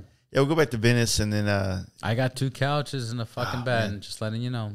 It's not a bad opportunity, but then the track to Venice, restocking our bikes with all the shit we took off the bikes because we're on the trip. Yeah. And then getting over because I'm doing a podcast with Bassani, the exhaust company. Who the fuck's Bassani? I'm kidding, bro. I'm trying to figure out who she is, man. Yeah, who is she? But so the greatest Bassani story is Bulletproof Welder. Did you hear his story? I haven't heard this. No. So Bulletproof Welder is this gentleman from Bakersfield, California. I had him in the podcast early, like when I had you on. The only thing was he's real shit. I've enjoyed following him for a couple of years. I feel like I met him a few years ago too, but yeah, he was Trevor, yeah, dude, he's dude, yeah. You don't understand. He's like he's my boy. He's the number one guy of Ride Clean. Ride Clean is my company, and that's what I've been selling. And I had him on my podcast. I want to say before I had you on, and when I was speaking to him, it was mind blowing because he was brand new to the industry. Like he's like, I just got a bike 2 years ago. You know, when I had him on my podcast, he just had a bike 2 years ago.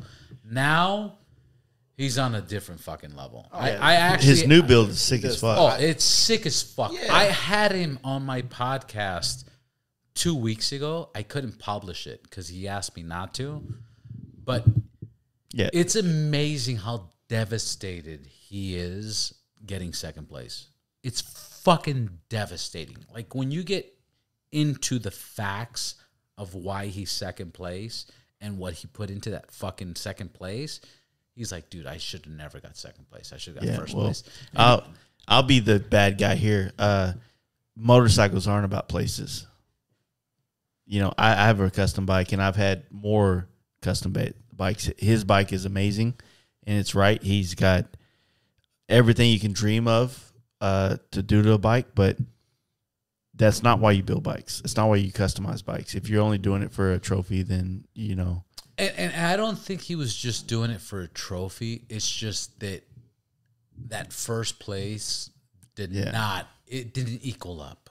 And it's never going to. And when you get into the details, when you start finding out that, like, okay, this to is play bigger than just the competition. Yeah. Well, so when you want to go down that path of like motorcycle shows, right?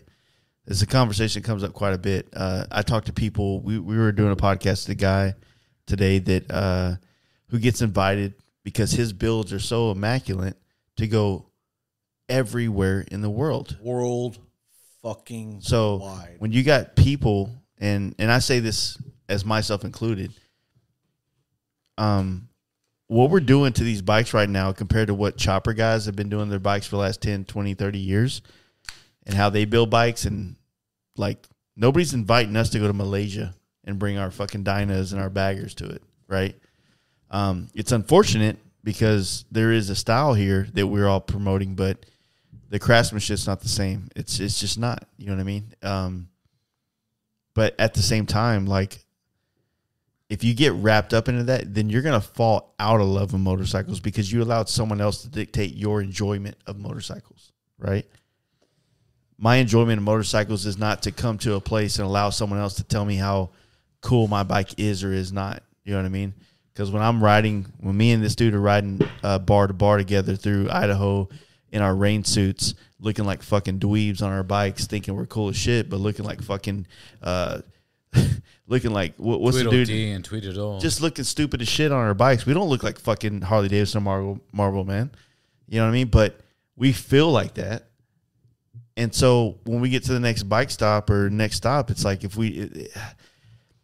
I get it. Like I understand. I'm not trying to justify it. Yeah, and this is why the episode wasn't published. Yeah. It got in a sense, it got very personal. But when you look at the reasoning and the investigation on it, it was like, hey, there's corporate, there's there's that, favoritism. And you gotta suck some dicks, and dude. And it sucks dicks. At the end of the day, it sucks fucking dicks. You have to suck dicks. That's right.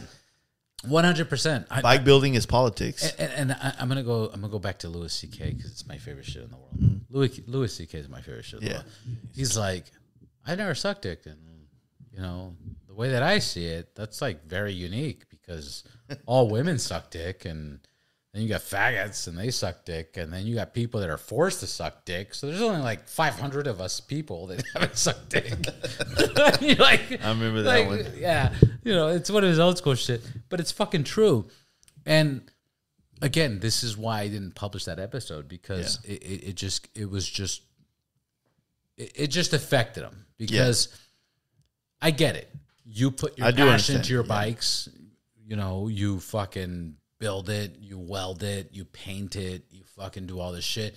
The team you put behind it. And it's like, I really never seen anybody get second place and be that fucking depressed. Yeah. I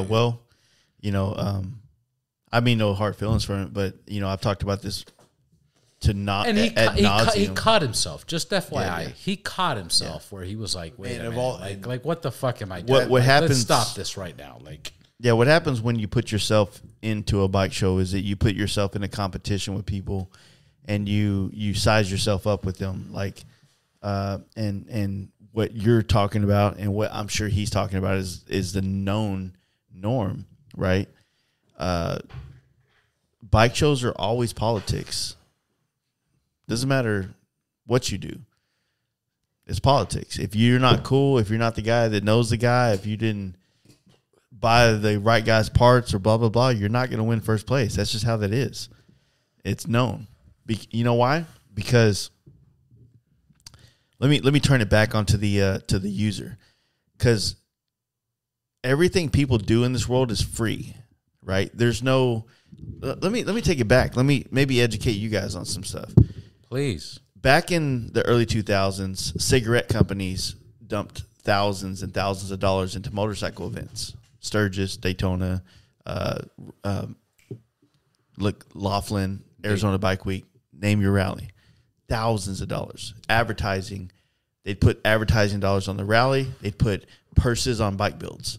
Like, hey, we're hosting a show at the Broken Spoke Saloon in Sturgis. The baddest chopper is $10,000, right? So you get people building amazing bikes for those, right? We don't have that anymore. Nowadays, people are building bikes for bragging rights at a fucking bike night or Born Free, which, let's be real, Born Free is not, it's another fucking politics thing, right? There is no purse anywhere. There's not money in this shit. There's no money there's no bragging rights to anything. We talked about this today. There is not a show that is judged fairly on like craftsmanship and work, right? There's not, period. And so with that being said, it's like anytime you go to any show, you're always going to have politics, right? But we don't have,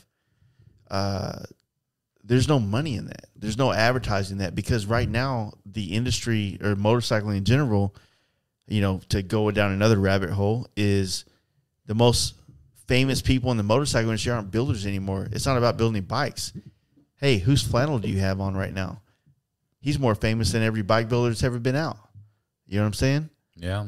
Whose T-shirt company is that right now? Rusty Butcher, I don't know the guy personally, but I know his brand. He's put a lot out there. He's a writer, but his brand's bigger than most builders that we watched on TV 20 years ago. So our industry is completely different. Bike shows are not what they used to be. So, I feel like there's never been somebody to say like, hey, everything's different. Everything that was is not now. It's not the same anymore. But half the industry is still doing what they're accustomed to, which is what has been. The other half of the industry is full of guys like you and I who are podcasters or influencers or whatever the fuck you want to call us. And then the other half is like people on YouTube that are making videos and brands that are t-shirt companies that have never turned a wrench, but they're more famous than the bike builders. Fucking weird. This whole industry is upside down.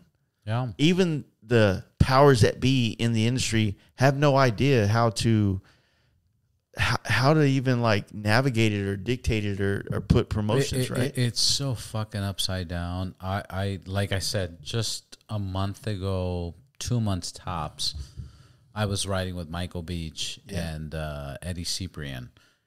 And Eddie Ciprian still had the bike that I sold him in 2008. Yeah.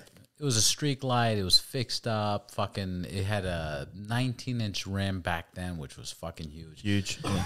Huge. Huge. And it's humongous. And it's the biggest. And they were... Nobody was really doing the 19-inch back wheels back then. I was. I just want to let everybody know how huge and great it was. It's fucking humongous. It's fucking humongous. It's huge. It's huge. It's America.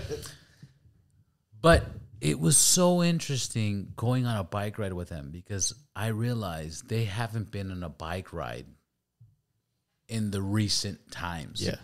And the amount of customization, the amount of fucking painters, the amount... Like, you got to understand, I knew Michael Beach and Eddie Ciprian when the only real painter was Hot Dog. Yeah. Okay? Hot Dog was West Coast Choppers.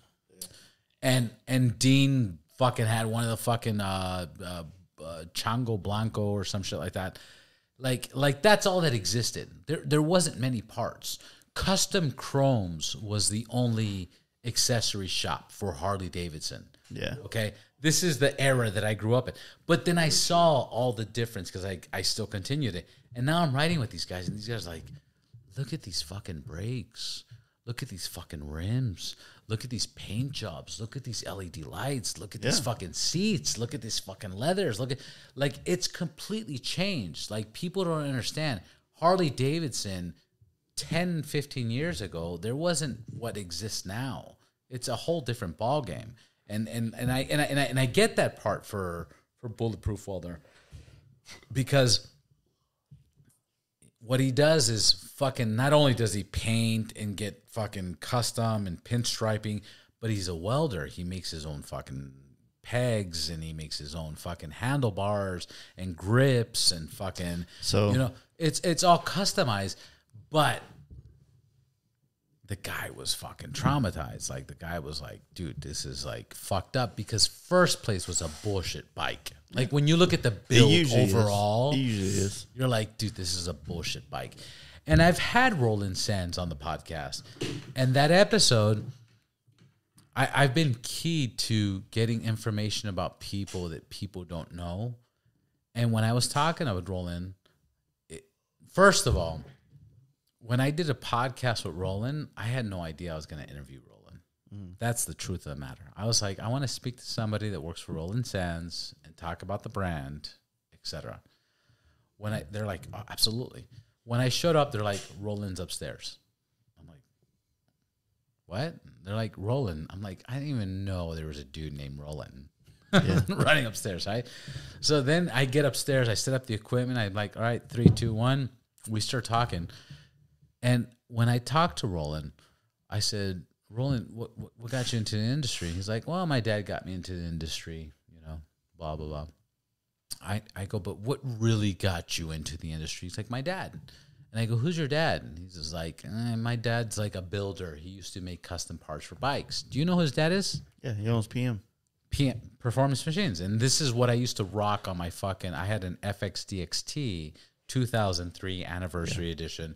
Performance Machine brakes, Performance Machine fucking rotors. This, that. I didn't know that at the time. Yeah. So when he told me, I'm listening to this, I'm doing my podcast. I'm like, dude, like, what the fuck? Like, your dad's PM? And I could tell he's kind of like, yeah, my dad's PM, but like, I'm Roland Sands, like, you know, it's separate. And we got into that, but it was so mind-boggling on the customizations of building bikes. And he stated, he goes, Robert, you got to understand, I was the last, like, when magazines were popular, and you know, you had the West Coast Choppers magazines. You had that. I was one of the last fucking builders to be printed on those fucking things. You was? That was me. And I was like, dude, that's fucking so badass. You want to know what sucks about being in the industry now is let me try to, in my drunken state right now, 7 whiskeys, 2 beers, moonshine, 2 a.m. scotch. So Some lemon cherry gelato. here's the weird part. Lemon cherry gelato. I grew up. I came from the era. I worked at the very bottom level of the biker build-up era, where these shops all over the country were doing these TV show things and the big-time chopper things. A lot of money in that shit, and I made none of it. I made minimum wage, and minimum wage back then was $5.75 or $5.25, right? So I didn't make shit doing this stuff. But when I got a taste of magazines in my career, I was fortunate to have a small feature in lowrider art for my airbrush. Yeah. I was fortunate to have a feature in Hot Bike before it went away, American Bagger, Urban Bagger, a couple of things that were kind of popular in the early 2000s, I think is what they call them. But fucking camera's done. That's fine. But this is what's weird, is that social media is more or less my medium of exposure. That's why I have any source of fame, right? Yeah. And I hate saying fame because it feels weird, because I feel like I created it for myself. You did? It's not like some network found me and exposed me. You know, I created my own fame. 100%. But all the people, and this is where I'll challenge, as much as I respect everybody, all the people that I feel like mentor, your peers, your mentors, all the people that came before me. I'll say this, like, those dudes just went to work and people exploited them. Magazines were looking for them so that they can sell magazines. TV shows were looking for them so that they can sell episodes. They can get viewers, right? And so you had this whole generation, they got exploited, right? They got opportunity that I will never get in my life. They got to be on TV. They got invited to Easy Rider shows, which we don't have anymore. They got invited to be at Sturgis. They got invited to be at all these different things, right? And then social media comes along, and all these old fucks don't know how to do it. They don't want to do it. Oh, I'm too old for that. This shit ain't going. This isn't important. This is stupid, right? Fast forward 10 years, my social media has more followers or more exposure than 90% of the people that I grew up following, that I idolized. And then they're also on that same platform, and they have as much as my personal Instagram, right? They don't lean into it, right? Yes, they're known. They were on TV. They have all that, right? But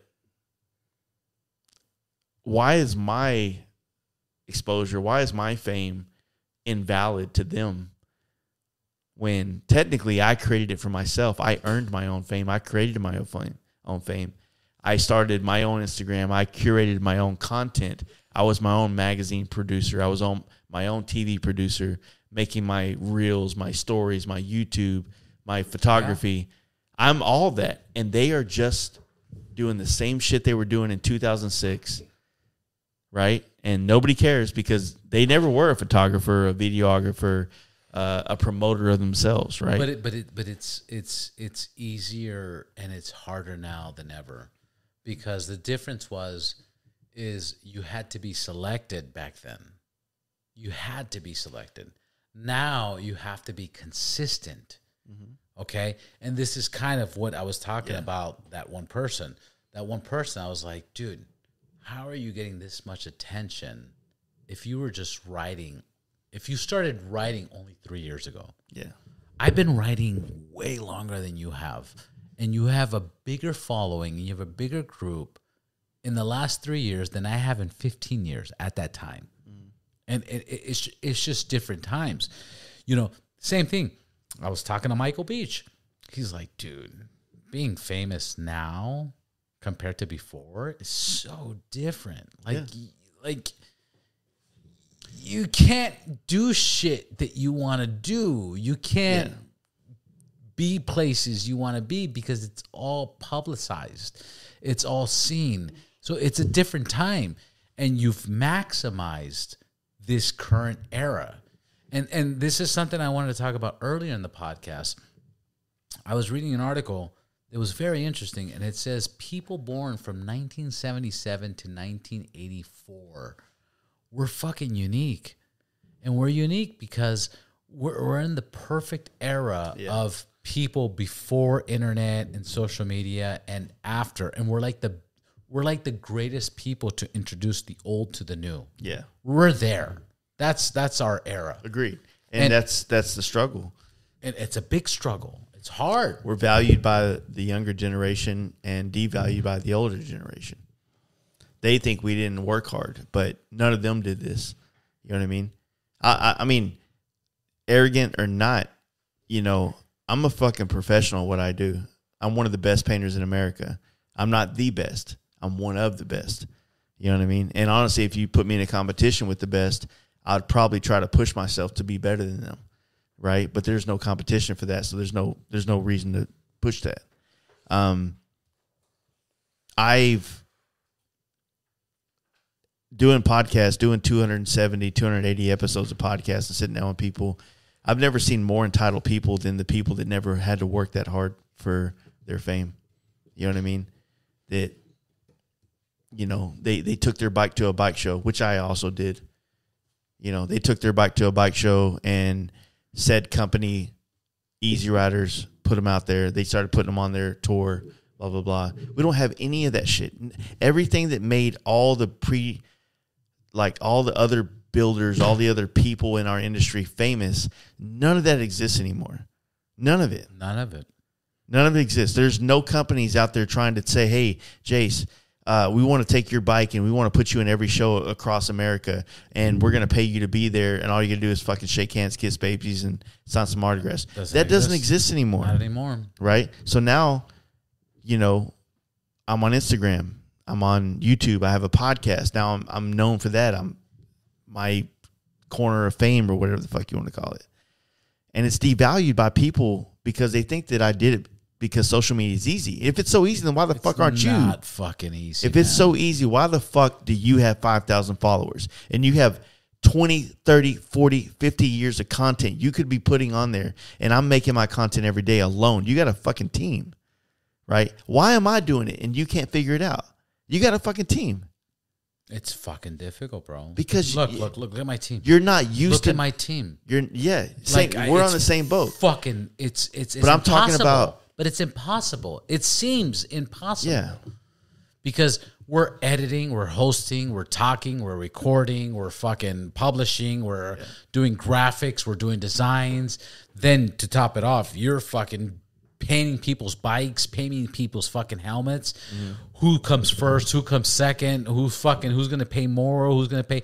Like, it's so complicated that people do not understand. It's not fucking easy. My best friend calls me up. He's like, dude, why aren't you doing live streams? I'm like, dude, shut the fuck up. Yeah. It's not fucking easy. Yeah. It's not fucking easy. I got to hook up more cameras. I got to make sure the internet connection. I got to do this. I got to do that. It's so much fucking work. It's overwhelming.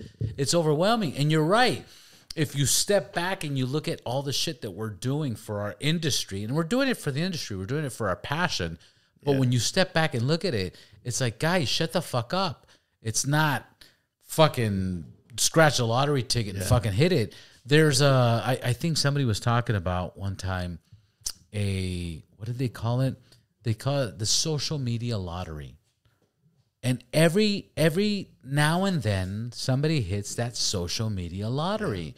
And when they hit it, it's just some dumb shit, random shit that blows them up, and they get all these fucking viewers for whatever reasons. Like the last one I can think of is the guy on skateboard listening to fucking Fleetwood Mac or something. Yeah, Dogface.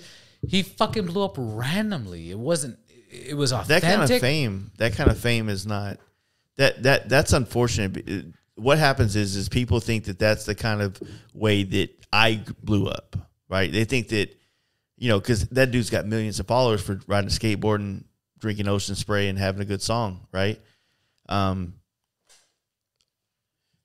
Kudos to him. I'm not hating, but at the same time, my curation of my following is over the last fucking 6 years of something that a select few people in America or the world can do. And I say select, like, a couple, 100,000 people can do it, right? But what I'm trying to get at is that like social media is such a broad spectrum of things, and then some people do stupid shit, TikTok, all this dumbass short form content that's mindless. It doesn't inspire. It doesn't create any kind of. It doesn't light a fire in you to want to be a creator. No feeling, yeah. That shit, yeah. Those dudes do fucking like pop off, but in this industry, when I think about like this, like, I'm in the motorcycle industry. I'm in the Harley Davidson side of it. And so when I think about Sturgis has a Hall of Fame, right? And I've grown up and I've seen people, peers, in some form of fashion, peers, become inducted into that Hall of Fame. So my question is, what is my generation's introductory to be Hall of Fame? Like, what do I have to do? What is my criteria going to be? Do I have to, like, I put more miles down than most shops in America. I produce more content than most shops in America. And I agree 100%, man. At some point, like, what is the threshold? The threshold is different than it was 10 years ago, because 10 years ago. And it's different 5 years ago, and exactly. 2 years ago, and a year ago. So how does Sturgis, how does the legacy of motorcycles connect with the people of now, right? Because I'm going to tell you this right now. All the dyno dudes, all the dudes on club style this and fucking, FXR this, they don't care anything about all those dudes. They were on those fucking, they were, that's the generalization. The history. There are guys they do care about, but for the most part, they don't know, they don't care. They're in their own world, right? Yeah. So how do you like get these kids that are in here in LA, seeing Dyna, seeing this, wanting to go to Neptunes, wanting to rip these canyons back and forth? How do you get them to invest in Sturgis? Sturgis is the mecca of motorcycles. It is the, I like to say it's the Thanksgiving table of the motorcycle industry. Yeah. And your contribution to motorcycling is to go there and be a part of it. And by being a part of it, you're putting a fucking plate down and letting other people eat off of it, right? Yeah. And if people stop coming, they don't support it, then Sturgis is our SEMA, if you will. Yeah. It's the culture and the industry all wrapped up in one. And it's such a fucking mind-boggling situation to be in, where all the things I dreamed of growing up when I started pursuing my passion for painting and motorcycles, everything that I had to do to be the master of it doesn't exist anymore. Like, I'm one of the best painters in America, and I say that, I know it sounds arrogant as fuck, I'm sorry.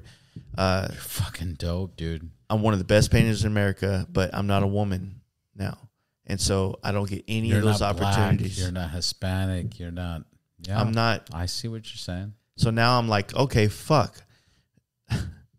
Now I strive to be those guys I followed growing up, and I'm better than them, and then I look at people that get the opportunities that might have come my way, and I'm better than them too, but I'm not the demographic. And it's not so much. It's not so much like ethnicity. It's more. But like, here's the thing. We're in a complicated situation. We are. The world is upside down or inside out or whatever you want to call it. But the thing is that we get distracted, and you can't get distracted on what you're passionate about. And as long as you remember why you started doing it, as long as you remember before all this fucking Instagram blew up or Facebook blew up, I did this because I wanted to do it. You know, the relationship with your wife, the relationship with your kids. When you start realizing all that and you don't forget it, you got to be reminded of it. I can be cynical right here because I can tell you like this straight up. It sounds good to say I did it because I loved it. No, I did it because it fucking paid me. You know what I mean? It was a job. But it didn't pay you that much in the beginning. There's no way. There was potential. Just like when someone gets a job, someone goes to college for X amount of years, they got a fucking stupid, loan. They get a good job, but that job, that entry level, that fucking mailroom clerk has potential to pay off the loans. But if we say that then the whole world went to shit because that's the truth. People used to go and get a doctorate degree and then fucking they would get out and they'd get a job. Now that's not even guaranteed anymore. No, period. No, now it's like $150,000 debt, 10 years lost, and that's what you're entering with. Like we're in a different fucking place in life, man. I grew up loving art. I wanted to be an artist. I found a way to make money doing some form or fashion of art. And at the end of the day, the only thing that pursued me to keep pushing for it is because there was some kind of pedestal to keep trying to achieve. One day I want to be in a magazine. One day I want to be here. One day I want to be the guy in the industry that the other people coming up are looking for advice. And they're, I'm getting paid to do this. And now I guess it's a master class right now. But, dude, I don't give a fuck. Jerk off motion. Save all that fucking like passion bullshit for the family or somebody else. This life is a fucking cutthroat place. It's about paying your fucking bills. At the end of the day, my fucking kids or my old lady at the time, they wouldn't give a fuck about like my passion for anything. It's like, hey, is the fucking rent paid? Is there food on the table? Are we good? Are we not? I don't give a fuck about your passions. That's being a man. That's fucking right? The truth, yeah. So at the end of the day, how many men have suppressed their fucking feelings? So many. Everybody does. At the same time, it's I get you. I tell everyone all the time. I was like, or I say this quite often. I was like, the easiest thing any man can do is go to work.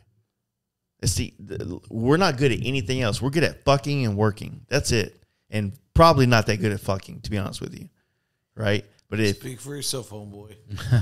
What the fuck is he talking about? Yeah. Realistically, like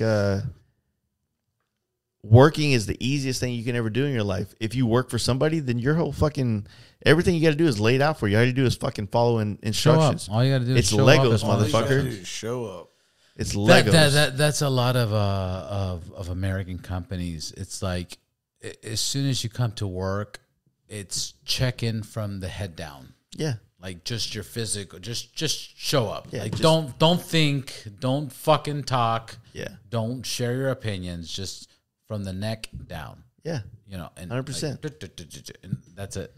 So I mean that's people. I mean, and so when you like people might look at my career as a painter or my passion for podcasting and think like, oh, you got the dream job, and I was like, yes, I do in a sense, but my stress level and your stress level, hypothetically and also generalizing, I'm probably dealing with 10 times more stress than you, because at the end of the day, if your old lady's being a cunt, if your kids are fucking pieces of shit, your life sucks, but all you got to do is clock in and clock out and your bills are paid, then we're not on the same page. Not at all. Because I deal with all that same shit. And I also have to deal with the other fucks. And it's multiplied by much, much more because they hate us, because they ain't us. Yeah. Fucking peanut butter and jealous, dude. Peanut butter and jealous. Jace, 3 hours, 23 minutes, 15 seconds, 16 seconds, 17 seconds. I think we fucking nailed this fucking podcast. We should be done. This is the most randomest shit. It's fucking 2:21. You guys have been on a fucking 21-day journey. Yeah. I'll see you guys at Born Free. Yeah. We'll be out there fingering kids. Fingering kids, hot dog. I mean, not kids. I'm looking to finger thick chicks, thick 2Cs, 2Cs. We're looking for you. I'll accept the 1C thick, but I prefer the 2C thick. So. Part of that's for my boy Jarvis Honky. He's living through me. You dirty bastard. Thank you, gentlemen. I think we fucking nailed. I don't know what the fuck was talked about on this podcast, but we nailed it all. No, we did all kinds of alcohols and smell drugs. Moonshine, drugs, weed. We did all the fun shit, man. It was a true honor to finally meet you. I'm so happy you guys showed up. I'm going to go home and find Jesus. Yeah. Jesus. Get a Jesus tattoo. Thank you, Thanks, Jace. dude. Not even the camera kept up. Come to Dallas, Thank dude. you, Jade. Absolutely, I have to.